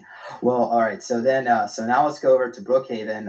So this, I guess, starts up in, I guess, 1983. I'm not sure, but you can see right here, there's a super collider. Wow, I didn't know there was that many colliders. Look at them. Out here at Long Island. So that's, they need, I guess they wanted to open up the portals. So these children were the Montauk boys were shifted over there to Brookhaven, and that's where Jimmy and I, we've had these discussions in private about that's where he thinks I was participating in Montauk 2.0, and that's actually come up multiple times, multiple readings in the past. And I even go back, if you look in my early videos, I even talk about being part of Montauk 2.0, but there's such almost no information about it on the internet. It's yeah, so maybe Jimmy, what can you tell us about Montauk 2.0? And how were the kids treated better? Because I mean, they've already developed the MK Ultra techniques under the Project Paperclip Nazi scientists, right? So they didn't really need to torture and brainwash just abuse the children anymore. I'm guessing it was all like a science. So what do you know about it? Good question. Well, first off, everything at Camp Heroes antiquated. Okay, you're going from test tubes to we're talking two separate facilities here. Brookhaven has microchips. They're powered by a nuclear reactor.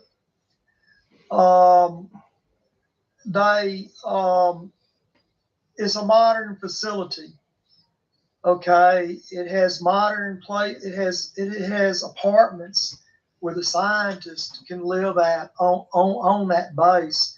Camp Hero was basically just an Air Force base with barracks. Okay, a lot of those barracks were run down, and there, you didn't have the comforts that you have at Brookhaven.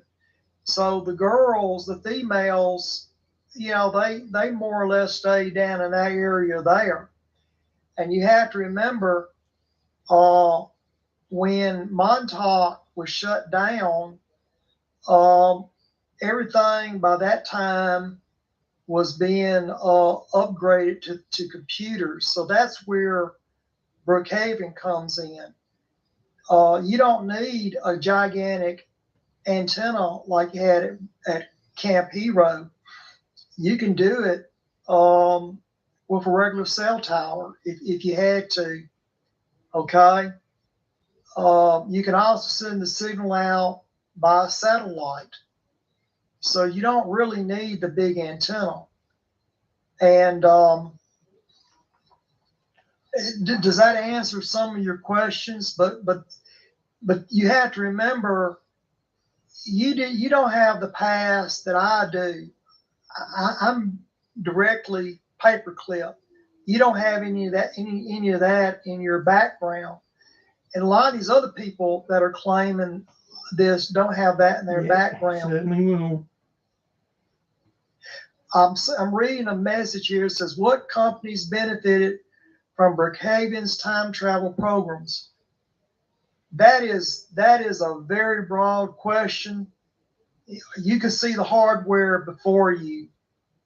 So every computer who built the computers, who built the wiring system, who built the buildings, the scientists, they benefited. The universities, that MIT, all those universities, Cambridge, all those universities had professors. I mean, there's professors from around the world. You have professors from every country in the world working down there. You're looking at hundreds of millions of dollars just to keep that facility running during the year. That encompasses a great bit of the military budget.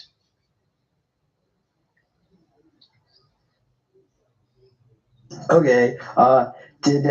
So I guess they would send people back in time to make sure certain companies and large corporations, maybe certain people, family bloodlines, would maintain their power.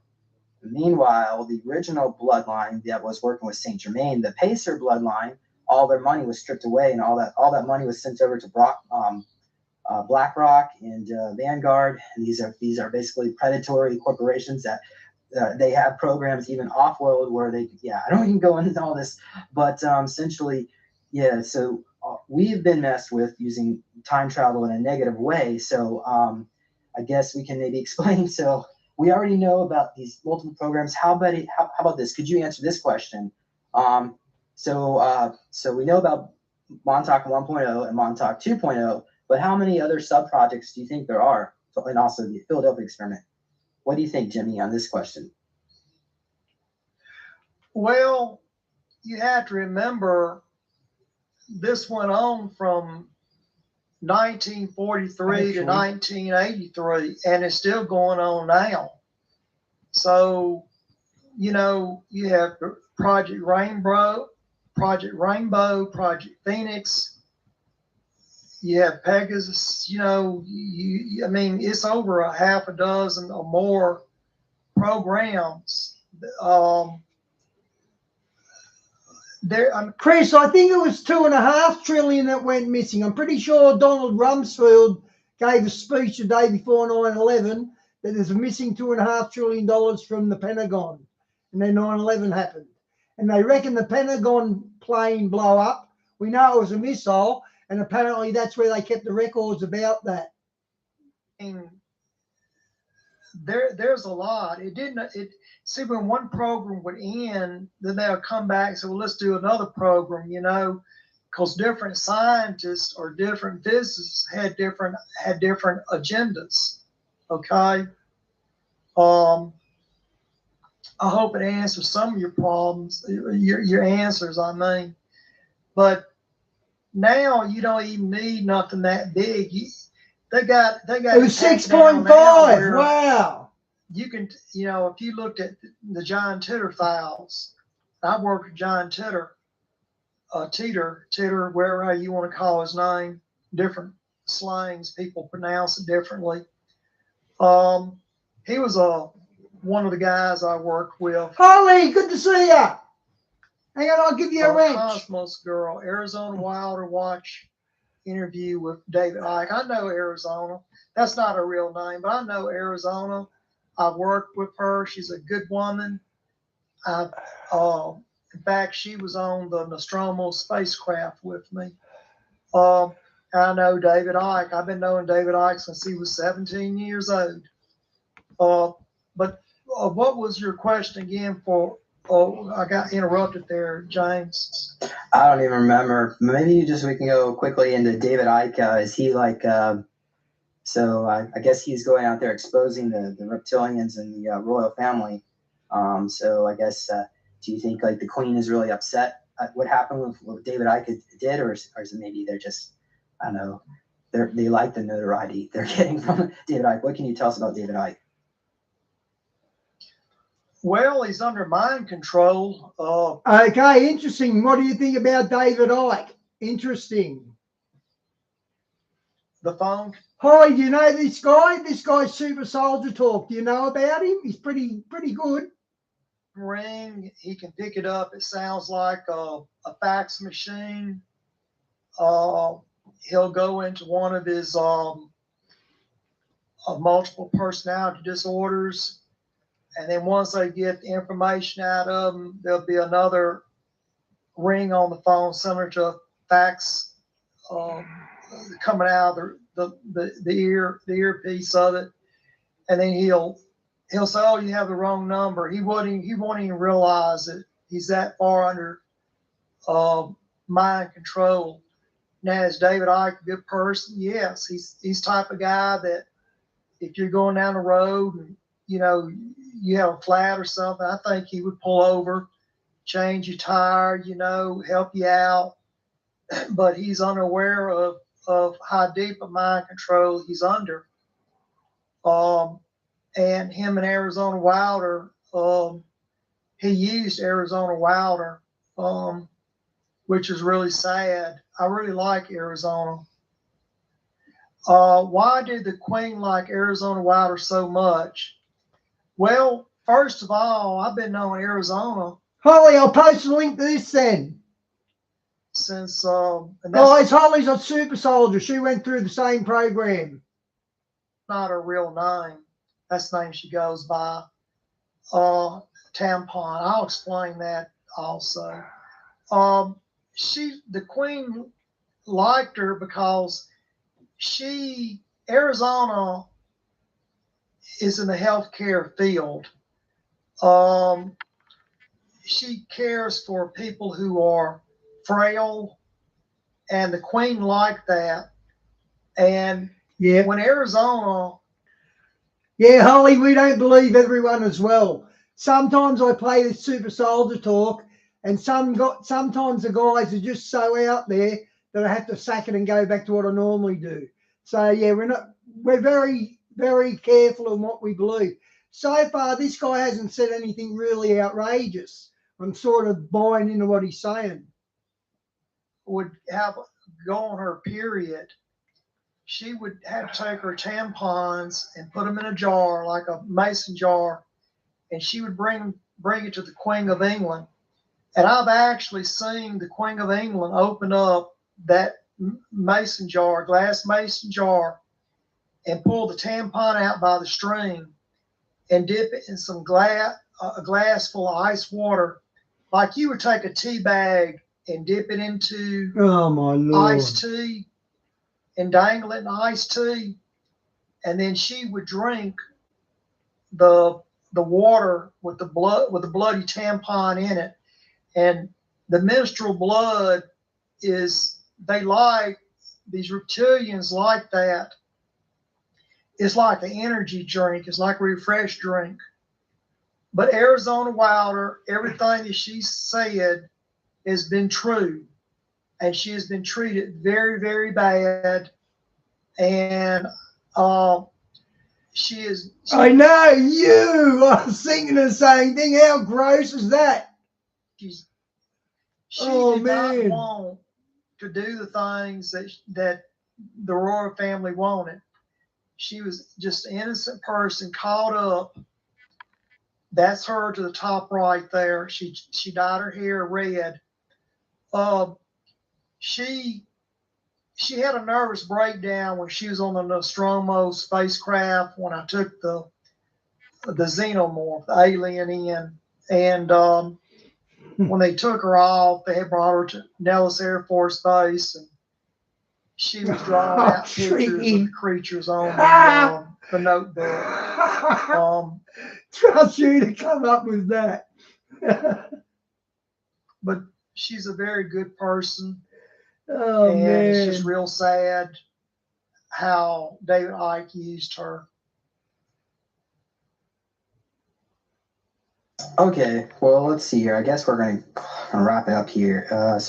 What I'll do is I'll quickly go to some of these comments, and yeah, so we have so let's see here. Andrew Bassaggio went back to meet George Washington. Barry, so thank you. Jimmy Payne said he went back in time to meet Lincoln, actually, and I think you were there in the Ford Theater. And there you go, Susan. Bassianjo meeting Lincoln. So I did come up. Witnessing just here, John Wilkes Booth. So I think that what they did at Montauk is they went back in time and tried to stop it, and it turns out that his wife ended up killing him instead because she caught him in the act with a little boy. So I don't know. I think we can move on to that one. So let's see here.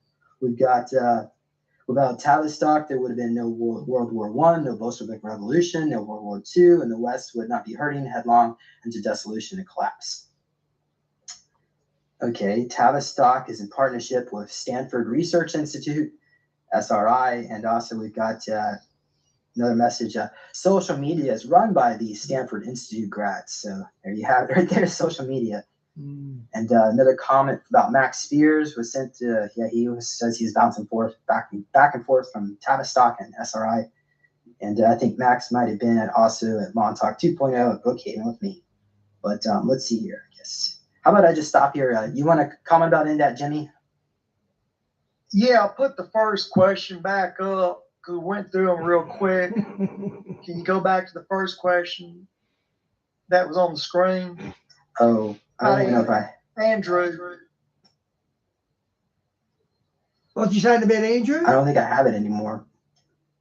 Oh, okay. Go ahead, Mike. Kill your mic. First of all, I know Andrew. I've been knowing Andrew since he was just a young teenager. I liked Andrew, but Andrew has some problems.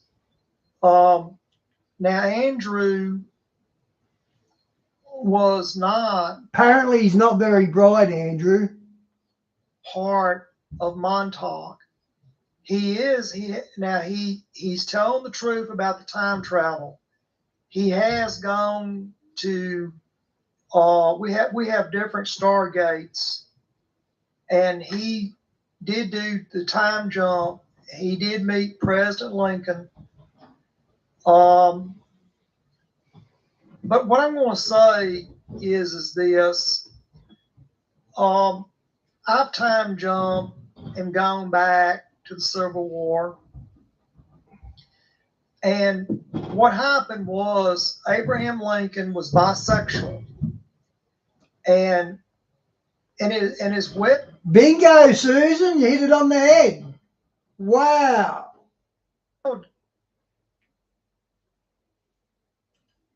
What happened there? Documented that Lincoln would sleep in a bed with another man. See, back then, when they traveled, they didn't have hotels. So, but what Lincoln did was Mary Lincoln walked in on him, and Lincoln's guard was a 19-year-old soldier. And Mrs. Lincoln caught him in the act.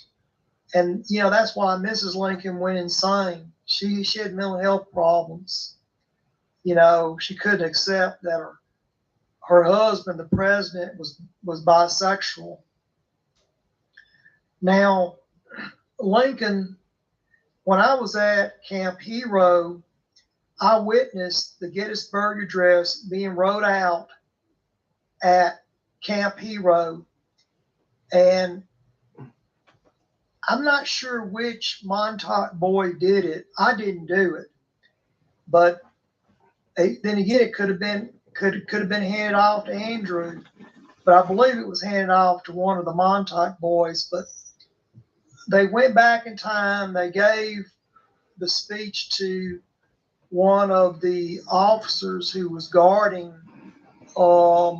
Lincoln, and Lincoln read at the Gettysburg Address.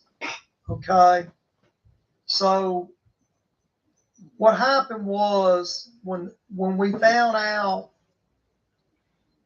that the timeline was changed, there was interference going on. There was other time jumpers involved in it. But I was working with John Wilkes Booth, and John Wilkes Booth, he knew that Lincoln was gay. But what happened was at the Ford Theater, John Wilkes Booth shot the president, and he jumped out of the balcony onto the floor, broke his of the leg. stage. Now I was working that night as a stage boy. You know, you pull the curtains back, you know, what have you, or up, or whatever whatever the ropes, you know, whichever way the ropes pulled at that night. But what happened was when John Wilkes jumped out of the balcony, he his foot on the stage, he cracked his ankle. And he made a short speech. He something about Shakespeare. He read it off, and then he hopped out the back door, got onto a horse, and rode off. And during the confusion, you know, I'm just a stage boy, and I followed the people out of the during the confusion. I just followed the people out of the theater, you know. But I ended up, when I got back to Montauk, I was given some pain medicine and was put back into the time tunnel. And I met back up with John Wilkes Booth because I knew where he was going. And I gave him some painkillers to, you know, kill the pain in his ankle. And we went to Dr. Mudd's house. And Dr. Mudd, you know, looked at him, put his leg into that binding his leg and everything. And we went out into the barn. Well, we had also killed a red-headed Union officer on our way there that night. So we took the body out off the back of the horse and laid it into the barn. And when the Union soldiers showed up, you know, they surrounded the barn and they threw a lantern in there. And when they did that, the barn caught on fire.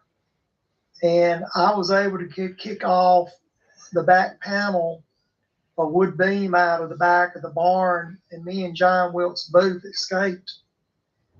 And the one that burned up in the barn was the red-headed soldier. And when they pulled the dead body out of the barn, one of the guards said, well, John Wilkes Booth doesn't have red hair. But they ignored it, and they said, well, John Wilkes Booth, you know, was shot in the barn, and his body was recovered, and it was a closed case. John Wilkes Booth came for a while, and he lived in Mississippi for a while, and then went back up to Tennessee. I believe he's buried up in Tennessee in a grave up there. It's either Tennessee or Alabama. I have to relook at my notes, but he didn't die in the barn. If you were to exhume the body and do a DNA test, then you would see that the corpse is not John Wilkes Booth. The DNA doesn't match. Oh, wow. Thank you. All right. So let's go through this. We're going to have to, someone commented as apparently Arizona Wilder is no longer with us. I don't know if you have any information on that. I also have another question. I don't know. Are we in a simulation? What do you think about that, Arizona? Well, first of all, if Arizona's dead, I'm very sad. I consider her to be a very good friend, and I'm just heartbroken to hear that tonight. I hope it's not true. Now I do know I talked to her husband. Her husband died of liver cancer. He was up in Quebec. I gave him a call and talked to him briefly, and I never did get to talk to Arizona. But I haven't heard from her. Hadn't heard anything about her. If anybody's out there tonight listening to this, please do your research and find out if she's alive or dead. And if she's dead, I want to know where she's at because I want to go put some flowers on her grave. I consider her to be a good woman. Now, the second question is about assimilation. I'm seeing that on the screen here. I don't think we're living in a simulation. I do think that these reptilians are using a hologram to conceal themselves. I do believe that. If you watch the movie They Sleep with Randy Piper in it, that's very true. I've worn those sunglasses. I've seen creatures walk among us. In fact, Lee Harvey Oswald's rifle scope had the same type of lenses in it that the sunglasses had in that movie. And when I looked through Lee Harvey Oswald's scope, I saw entities very near the car around him. So the simulation part, yes, there are things that we can't see, but reptilians can see. We can only see certain light colors. Any comment about that? What happened to the people that were the Eldridge embedded into the hole? Good question.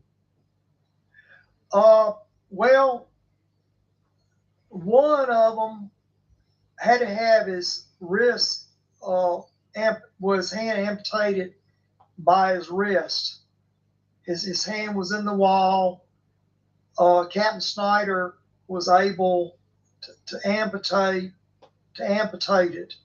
They couldn't get his hand out of the metal. Now, the other three or four guys that were stuck into the steel, the ship went teleported again. It was unstable. Okay. Now, what is going to happen? It's going to go about 800 years into the future to the year 2700 and something. And the men all die that are left on the ship. The only way to get them off the ship is to do a time jump prior to the accident and remove the men from the ship prior to the experiment. And the only way to do that, I would have to go to Area 51. I would have to solicit one of our visitors, one of our extraterrestrials, and cut a deal with them. And if the men were taken off, they would have to be brought to a hospital. They would have to be given IVs like I was given and kept in ICU for a while. But they can never return to their families. They had to be, be given new names and new identities, and they have to start their life over like I did. Okay. Yeah, I want to. We really need to get close to the end here. We can either, you want to discuss about the what's going on at Plum Island and also maybe the Lake Montauk monster, not the Montauk monster, but the Lake Montauk monster. Okay, what is going on at Plum Island? Well, Plum Island is a biological warfare lab. The Lyme disease was invented there, and so was other diseases, cattle, diseases that cattle have. I did a little work at Plum Island, but not enough to say that I worked there. I just went there and did a little lab work for a few days. That was to learn how to handle biological weapons. You know, how not to get sick, kind of a deal. How to handle the biological weapons. Now, getting back to the Montauk creature. All right, we've talked about Bigfoot. That's my creature, or Junior. Well, there's another creature.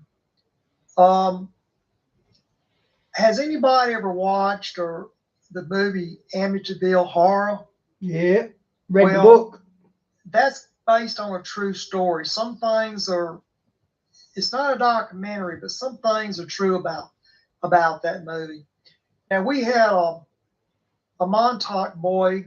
His name was Ronald Defoe, but he went by the name Butch Defoe. Now, Ronald Defoe, he died, but what happened was his father and his mother, he had two brothers and two sisters, and he took a 35 Marlin rifle and he shot them in their bed. And he claimed that he heard voices in the house. Now, what that was we had a Montauk boy that had a flashback. And the Montauk boys, as I said earlier, they're bred for violence, okay? But this one was just simply, it just got out of hand. And, but he murdered his family. And so the movie Amityville Horror is based on Ronald Defoe, excuse me, correction there, Ronald Defoe. And Ronald Defoe died just recently in prison.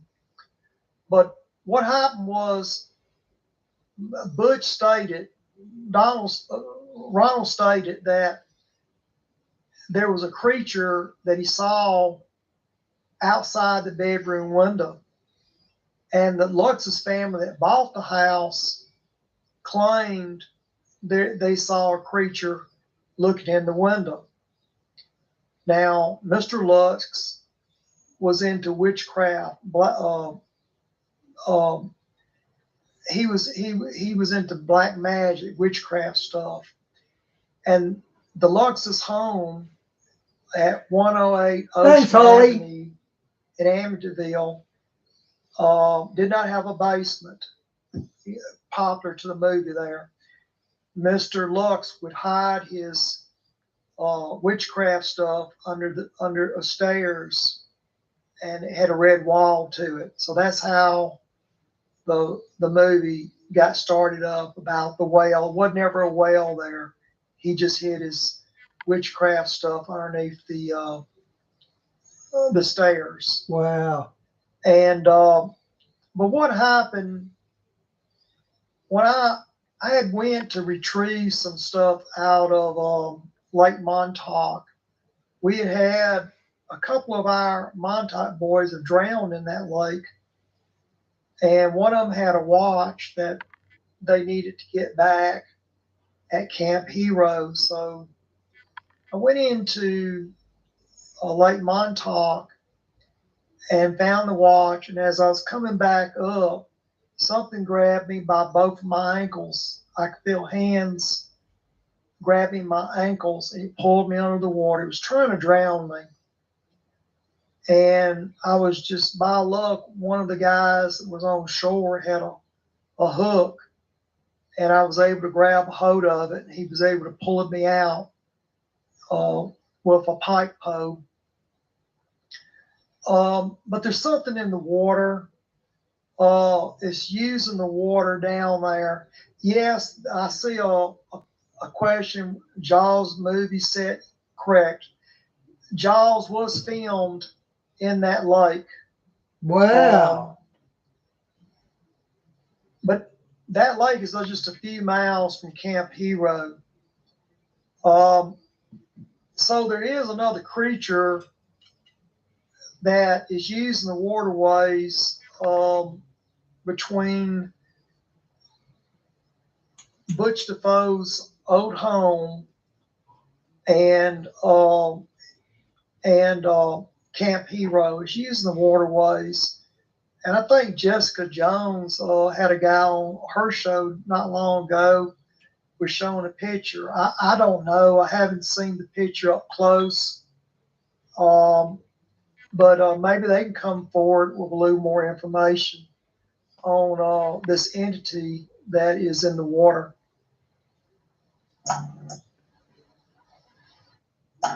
Okay, so yeah, the advice is, even if you were, say, in one of these sub projects, not Montauk 1.0, do not go into like Montauk. There's a creature there because they are, yes. So a lot of us, even though we're these other projects, they would send us back in time to Montauk 1.0 and utilize us, yes, in that regard. So we're really anybody. I'm guessing maybe most people in Project Phoenix were original at Montauk 1.0 because of the time travel aspect. Okay, so let's see here. I really want to kind of wrap this up. We're really going over time here, but maybe you can answer this question real quick. And then also the alien, I guess we're talking about the Atlantean. And then you can go into this one afterward.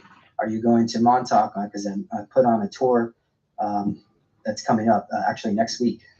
So, and that's the last question. So go ahead, Jimmy. I'm looking at a question that says, he followed the alien. Why didn't he get the virus? Well, that's a good question. Maybe I'm immune to it. I've been around different aliens since as a young child. They modified me. I am a clone, and my body has been modified. A lot of the Montauk boys, they were modified as well, genetically modified. So I probably have some type of immunity. Now, what killed those Russian soldiers? They all came down for real high fever. Within a few hours, the whole base was dead. I'm sure that there's probably a Russian that's monitoring this tonight. I'm sure that they'll be wanting to know more, but they never should have pissed the alien off. Now the other question was, what was the second question after that? This one here. Okay, hold on. Lisa. Amen, Tricky. I'm Amen. fixed on that. Going back to Montauk. First of all, I would not want for James or another researcher to be abducted. And being around me at Montauk is it would be very dangerous. And there's also the issue that if my Bigfoot became unfroze, I'm not sure I can be able to control it. He would tear probably tear James to pieces. Kind of like you have a dog, and then you bring your friend up. Your dog doesn't like your friend, kind of a deal. So I would be leery about that. Then again, it would be my luck that some men in black would show up and put me in a van and carry me off. The only way to really tell who we are is that I stick my arm under a scanner, kind of like you do like at a grocery store, but there's a special scanner, and I have a barcode on my arm. So it would not be wise of me to return to Montauk. I would have to go first to Area 51, and they would probably, escort me back. It wouldn't be a good idea to bring you along, James. You'd be abducted. Oh, wow. Okay. Thank you for sharing. So that's it for questions. Guys, Holly's got a Facebook channel, so sub, because she does interesting vids. We're way over time. So let's go ahead and wrap it up. The event, the tour that's coming up is between the 9th to the 16th. And I know there was some discussion that perhaps it might even be all the way up to the 22nd because of the leap year. So, well, maybe we can set up some cameras. And so even if we're not there, we can still monitor the location. But so if you want to contact Jimmy, you can just send me an email over at supersoldiertalk@gmail.com, and we can get that over to him. If you like to learn more about the work I do, you can get a copy of my book over at Neological Tech. There's a link there. You can also get yourself a meditation cube to help you relax. And okay, guys, that one's over. That was quite interesting. I really enjoyed that. So I'll do this one now because I've only got half an hour left. So I'll finish with this one, guys. Too much, and I know he never let me drown.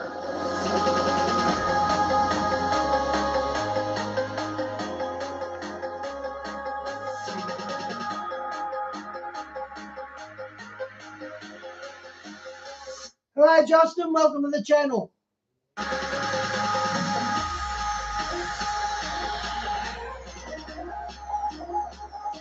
I'm not sure on the audio on this. It didn't sound good.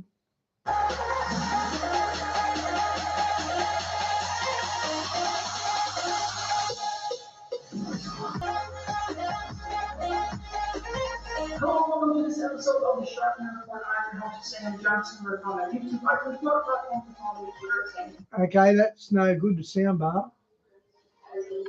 has an absolutely amazing testimony. So basically, I'm just going to start there. Can you give us a quick overview of your testimony? Definitely, there's a video on YouTube. Everyone needs to really watch me go into great depth on it. But give us just for our audience. Well, just to hold in a nutshell, really, my life was really 25 years of devil worshiping. I had contract with different demons and principalities. I started devil worshiping when I came here to the bloodline of my dad's side. My devil worshiping was at the age of 7.5. I got my first encounter with principalities. Over a necklace that fell out of second heaven. And then age 8, I got my first initiation. Age of 8, I was ready to go to demon church. Demon church from 7 in the evening to 5 in the morning. So moving up the ranks, doing ceremony, going to demon parties. The demon party is more like demon rituals. It's not like a party that we go party for family. Demon ritual parties, celebrations, contracts, covenants, and moved up the ranks. Okay, guys, the audio is not good on that. It's echo-ish. So I'll line something else up. No, hang on. Didn't load. Hang on. Okay, that loaded.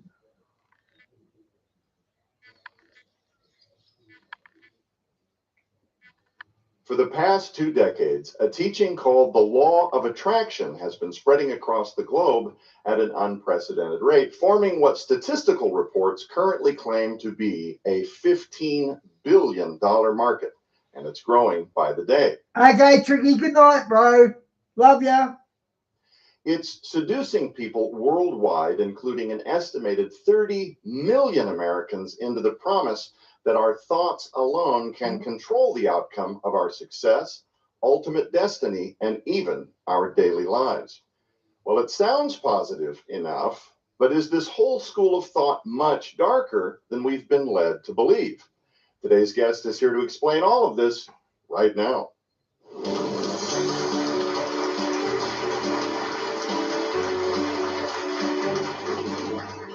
Hello, everybody, and welcome to Skywatch TV. I'm Jordan Horn. Today, I promise you, you are in for a treat. These are a series of shows I have waited a very long time to introduce. But before we get into today's discussion, let me introduce who's in house. He's an entrepreneur, an author, and longtime philanthropist whose passion to expose the deceptive practices of false teachers and gurus is at the forefront of his vastly growing online ministry. Please welcome John Clash.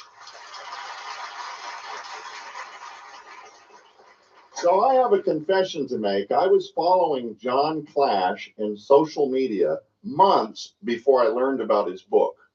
Is that not ironic? And guess who told me about his new book that we're going to be talking about today called The Law of Attraction? Now get this, you have to flip the book over this way to read the subtitle, A Gateway Drug to Spiritual Heroin. It was Miss Donna Howell who actually told me that this was a phenomenal book, so I had to get copies. And so I did. John, I've heard so many people in social media talking about this book, but I've seen bits and parts of the church also raising almost in equal proportion a lot of the questions around what the premise of the book is about. This whole idea of the law of attraction. Show of hands, how many of you have seen or heard people in and around religious institutions talking about this idea called the law of attraction? This idea is growing like wildfire, and we really need a biblical worldview response. It's literally beginning to toxify and poison. And of course, if you've read Donna Howell's book, Dark Covenant, you realize that in addition to pornography and a bunch of other stuff that the church is abandoning the gospel to entertain or self-gratify themselves with, this idea that the law of attraction, where you manifest, and I don't want to get ahead of our guest, but where you literally manifest, using quantum physics, etc., that you can literally manifest your own reality. You can bring wealth abundantly to you if you simply project the right energies and follow the right formulas. And it's insane because now you're even saying misuse of the scripture to try to teach that this is actually a Jesus Christ delivered gospel. It's a total derangement of the scriptures. So without further ado, John, let's get into this interview. First, if you would, tell us just a snapshot of what you do with your online ministry, a little bit about yourself, and what made you write The Law of Attraction. Yes, definitely. So first, just thank you guys for inviting me here. I've been watching your show for a long time, and watching your guys' show gave me a lot of information that I needed to know about New Age spirituality so I could discuss this with my friends who were trapped in the New Age. So thank you guys for all that you do. But so what I do with my ministry is I do a lot of debunking videos. There's popular online gurus that are out there just putting word salads together and saying them, and then you have all these comments going underneath that are like, wow, yeah, amen. And I'm just like, are you guys not even listening to what these people are saying? It's complete self-contradictions within what they're saying. And it's just like self-absorption, right? It's all about yourself. Yeah. And I see Christians, my fellow brothers and sisters in Christ, eating this stuff up. And I'm like, are we not reading the same Bible? Right. So I'm on a mission to show this stuff for what it really is. And I also care about the people who are out there believing it and projecting it, because many of them are doing it with good intentions. But they're victims yes. of terrible theology coming from these people that they've farmed out a lot of their trust to. This is my pastor. He would clearly have read the Bible more than me and would know more than I do. So, there's a need to self-educate, get into the word yourself, but it is a fallacy coming from the pulpit in a lot of cases. And the church doesn't need to help with this. This is growing like wildfire in secularism. Yep. Yeah. For those unfamiliar, John, who are listening the first 3 minutes, are still not sure, what is the law of attraction as defined by those who teach it? Sure. So I'll tell you a story about how I came across it, right? And in the story, hopefully it'll it'll explain what it actually is. So I got a call from one of my friends, and he was like, John, I found it. Has like a, in Yonkers, that's like bro, right? He's like, I found it. We're going to be rich. All of our problems are done. I got to meet with you. Meet me at Lance's house. So I'm like, what the heck is going on with this guy right here? But he was excited, so I was intrigued. I get there, pops a DVD in, and this woman just starts speaking about how this knowledge we're about to learn has been hidden from us by the people in power for thousands of years. And we are now going to be revealed the actual truth about how we can create our own reality. So I'm at the edge of my seat like, wow. This is incredible. And I watched this whole entire thing, and it's just a list of worldly things that they tell you can have. Do you want good health? As long as you think about good health, you'll have good health. You don't have to worry about what you eat.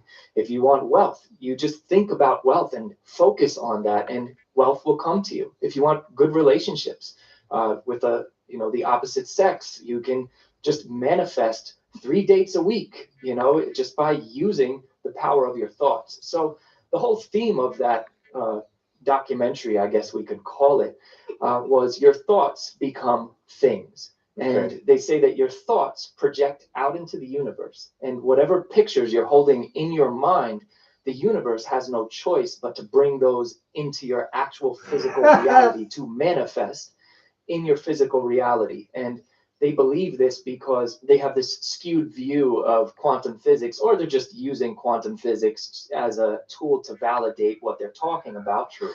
But they're saying that since your thoughts have a frequency, that frequency goes out and to the universe and connects with like frequencies of like thoughts, like people, like objects, and that has to come into your life. It doesn't tell you, make sure you go out there and work hard for it. No, you don't have to do any of that. You just have to focus on it, and it will bring itself into your life. And some of these verses get misconstrued, Derek, like the power of life and death being in the tongue. Mm-hmm. Well, so isn't that Christ expecting us to verbalize our expectance for life and prosperity? Well, and it's easy also for anybody out there, whether they be scientists or laymen alike, to build a straw man argument that is never going to be knocked down if they wrap it in terminology and schools of thought that are so complicated as quantum physics that your average listener is going to go, ooh, and they don't even know that you've just set up a straw man argument that a puff of wind could knock over. Right. I call them smoke bombs that they throw at you. They throw smoke bombs at you, quantum physics smoke bombs, knowing that nobody actually knows quantum physics except quantum physicists, and even they're divided on why things act the way they do at the quantum level. But us regular, average, everyday people who never even heard of quantum physics until law of attraction gurus start talking about it, we just buy it hook, line, and sinker because we don't know any better. We're not initiated into what I call the Wu-Tang clan, the quantum Wu gang. And they use these terminologies, these scientific words, and we don't know what they mean. Less than 1% of all PhD students graduate in quantum physics, in physics in general. So the average population doesn't even know what these words actually mean. Frequency, positive, negative. We look at that as positive meaning feeling good and negative meaning feeling bad. That's not how scientists use these words. So they throw smoke bombs at us, and since we aren't aware of what's going on, we're caught in the smoke bomb, and we just buy whatever they say because they sound smarter than us. And Christians, and hearing about this, need to realize the implication, though, of the law of attraction. Essentially, it means that if you focus your thoughts the right way, God is obligated to give you what you want. Basically, that's what they're saying. Exactly. It does not work that way. Amen. I know people who have prayed like, well, we've all known people who have gone through very difficult times, who have prayed like crazy for something to happen, and God's answer was either no or not yet. That's just not how the world works. This law of attraction is observably untrue, but people who are desperate will grab onto anything. And sadly, you get someone will pick a verse out of context, like Matthew 21:22, and all things whatsoever you shall ask in prayer, believing, you shall receive. Oh, that means it must be true. It's like, really? Well, Paul had a thorn in his flesh that he prayed 3 times to remove, and God said no. I mean, what, did Paul not have enough faith? I don't think so. John, I think our viewers would find it fascinating. Before you gave your life to the Lord, you were of completely different persuasion. You had different ideologies, worldviews. I'm not sure what you would describe your acknowledgement of a God or a savior figure like, but how did your personal experiences or encounters with the law of attraction lead you to the question of its validity and to explore its pitfalls? Was that before or after you got saved, or was that a part of your conversion story? So I carried the law of attraction into my Christianity, right? So all the time you would have said, hey friends, if you need to know the answers, this is what it looks like. Oh yeah, I recruited so many people to the law of attraction. I wish I got royalty checks from it, because it was anything that anybody was listening to or researching. I said, put that down. You have to listen to the law of attraction. You have to get into this stuff, because this is the answer to everything, right? Mm-hmm. So I carried that with me into my Christian walk. I was agnostic, borderline atheist at one point, and then long story short, I got around people who believed in God, and I eventually went to church, and then I got into apologetics, and I just believed that Jesus rose from the dead. We have a ridiculous amount of evidence for our faith. And Absolutely. so I just couldn't ignore it anymore. I'm a new Christian. I have no idea how to actually read the Bible. Those verses that you were talking about, I was reading them into the law of attraction, right? So partly because it was under the guise of science. I didn't think that the law of attraction was a spirituality.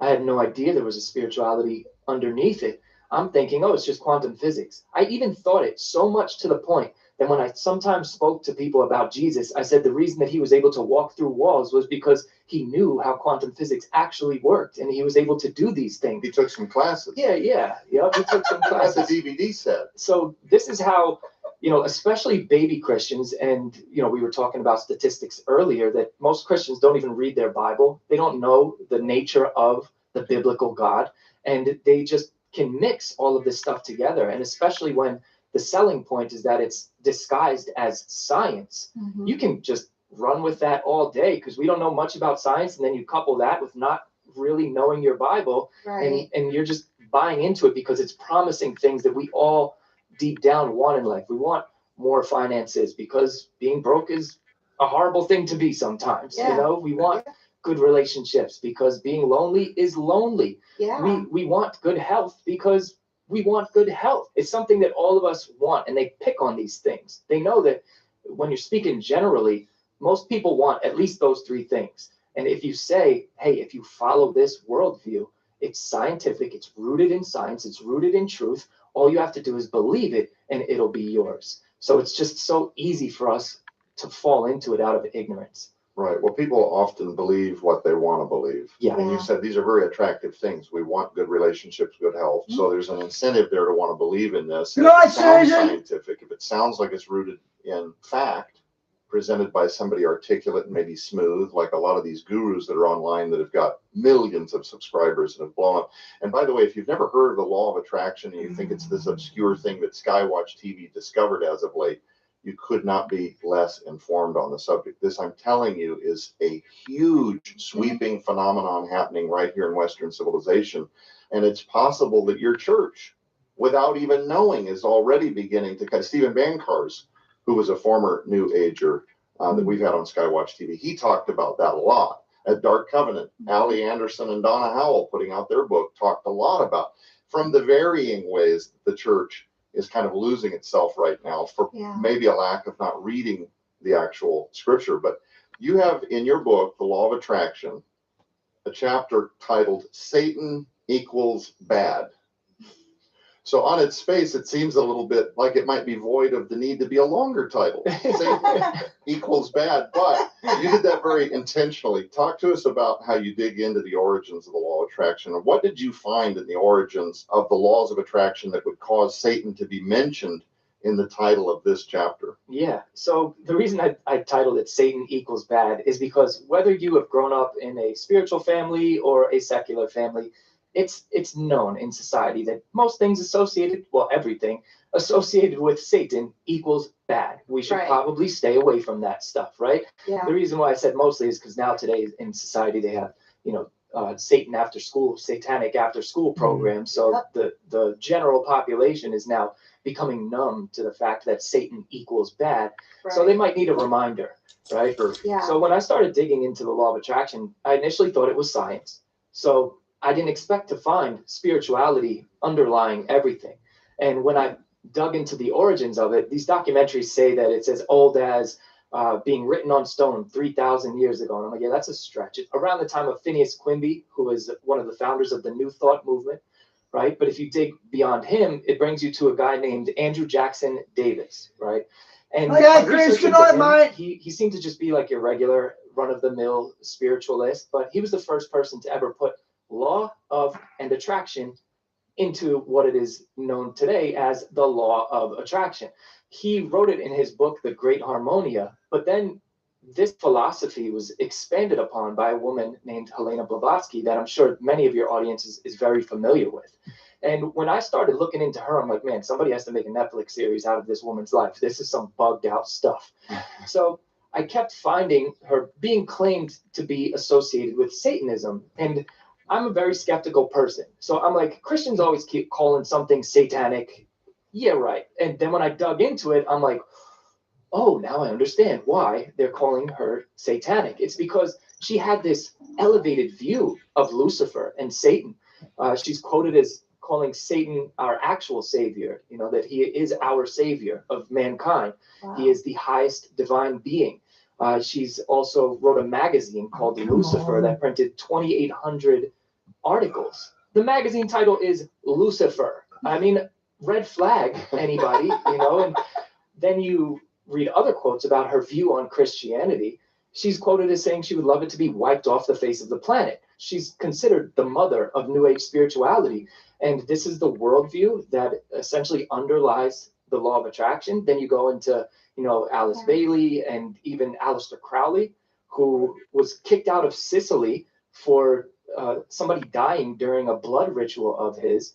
He spoke extensively about human sacrifice and was labeled the most wicked man alive by the British press. And he's quoted by Robert Wilson as what Einstein did for physics and Picasso did for painting, Crowley did for the mystic arts. So this is the influence of the underlying worldview in the law of attraction. And when I started finding out these things, I'm like, this is insane. And then you just hear from Anton LaVey, who is quoted as saying all New Age practices is trying to play the devil's game without using his infernal name. Anton LaVey started the Church of Satan. He wrote the Satanic Bible, Satanic Rituals. So it's not just us crazy Christians saying that this stuff is satanic. No, it's Anton LaVey. And on Anton LaVey's deathbed, he said, oh my, what have I done? There's something dreadfully wrong. And he said it twice. And because he said that, his priestess turned Christian.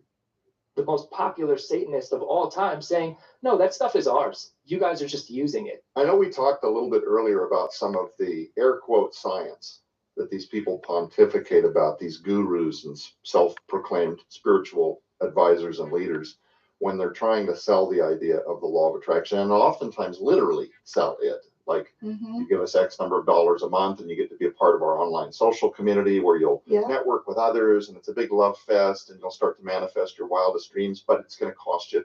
Many proponents of the law of attraction make the claim that science proves the law of attraction. Is there any truth to that claim, or is it pseudoscience? Yeah. Well, just straight off the bat, it's pseudoscience, right?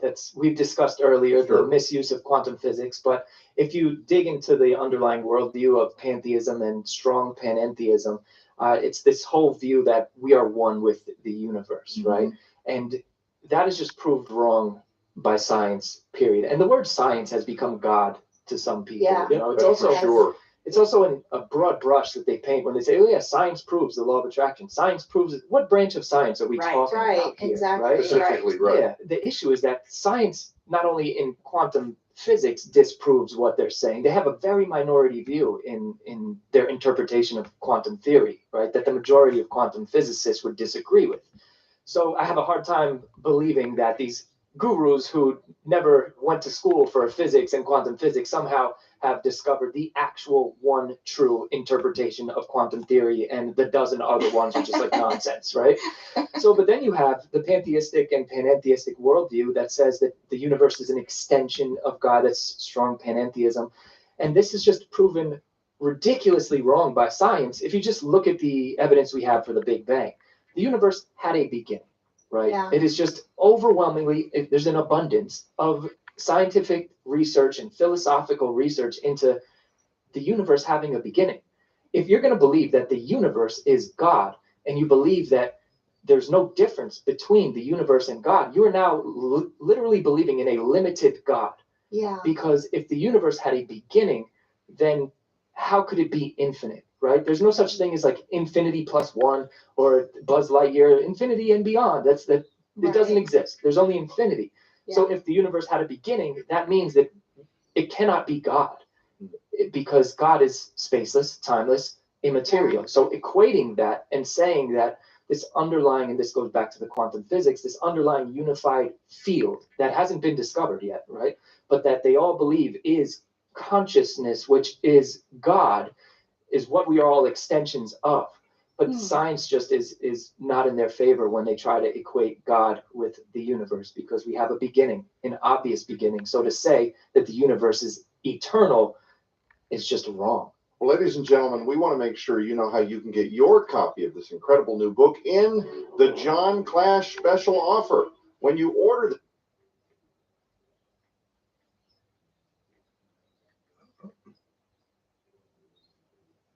offer right now.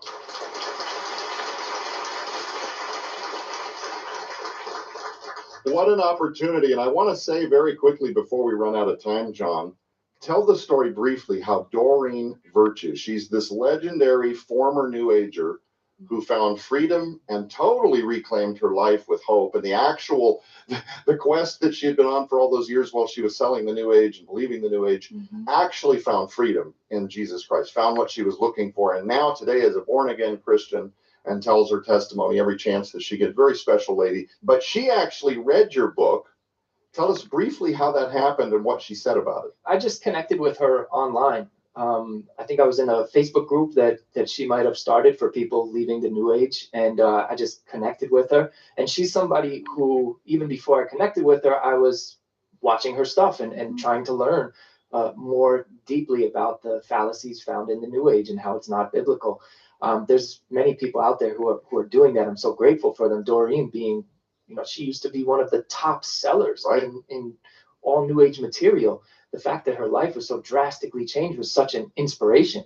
So I just connected with her online, and I was like, I wrote this book, and so they told me I need to get blurbs. So I'm like, let me just ask. So I just was like, hey, Doreen, I wrote this book on the law of attraction. Do you think you could read it and maybe give me a blurb? And she was like, I'll get back to you. I'll read it and I'll let you know. And then she wrote back and was like, I really love the book. I'm going to give you my endorsement. Right. And I was like, wow, that is crazy. I'm going to read you this endorsement too. Now, this is Doreen Virtue, former New Age teacher. She says, I appreciate how John thoroughly debunked the so-called scientific selling points of the law of attraction. His sense of humor and down-to-earth conversational writing style make his book enjoyable to read. Isn't that awesome?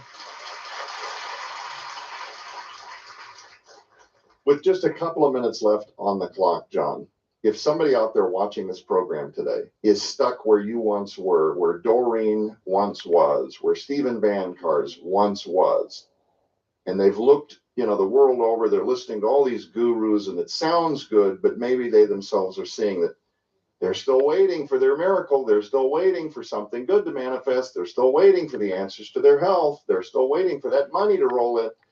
What would you say to Okay, guys, I'm out. Cycle? See you tomorrow. God bless. I would say you're waiting for the wrong thing. If you're waiting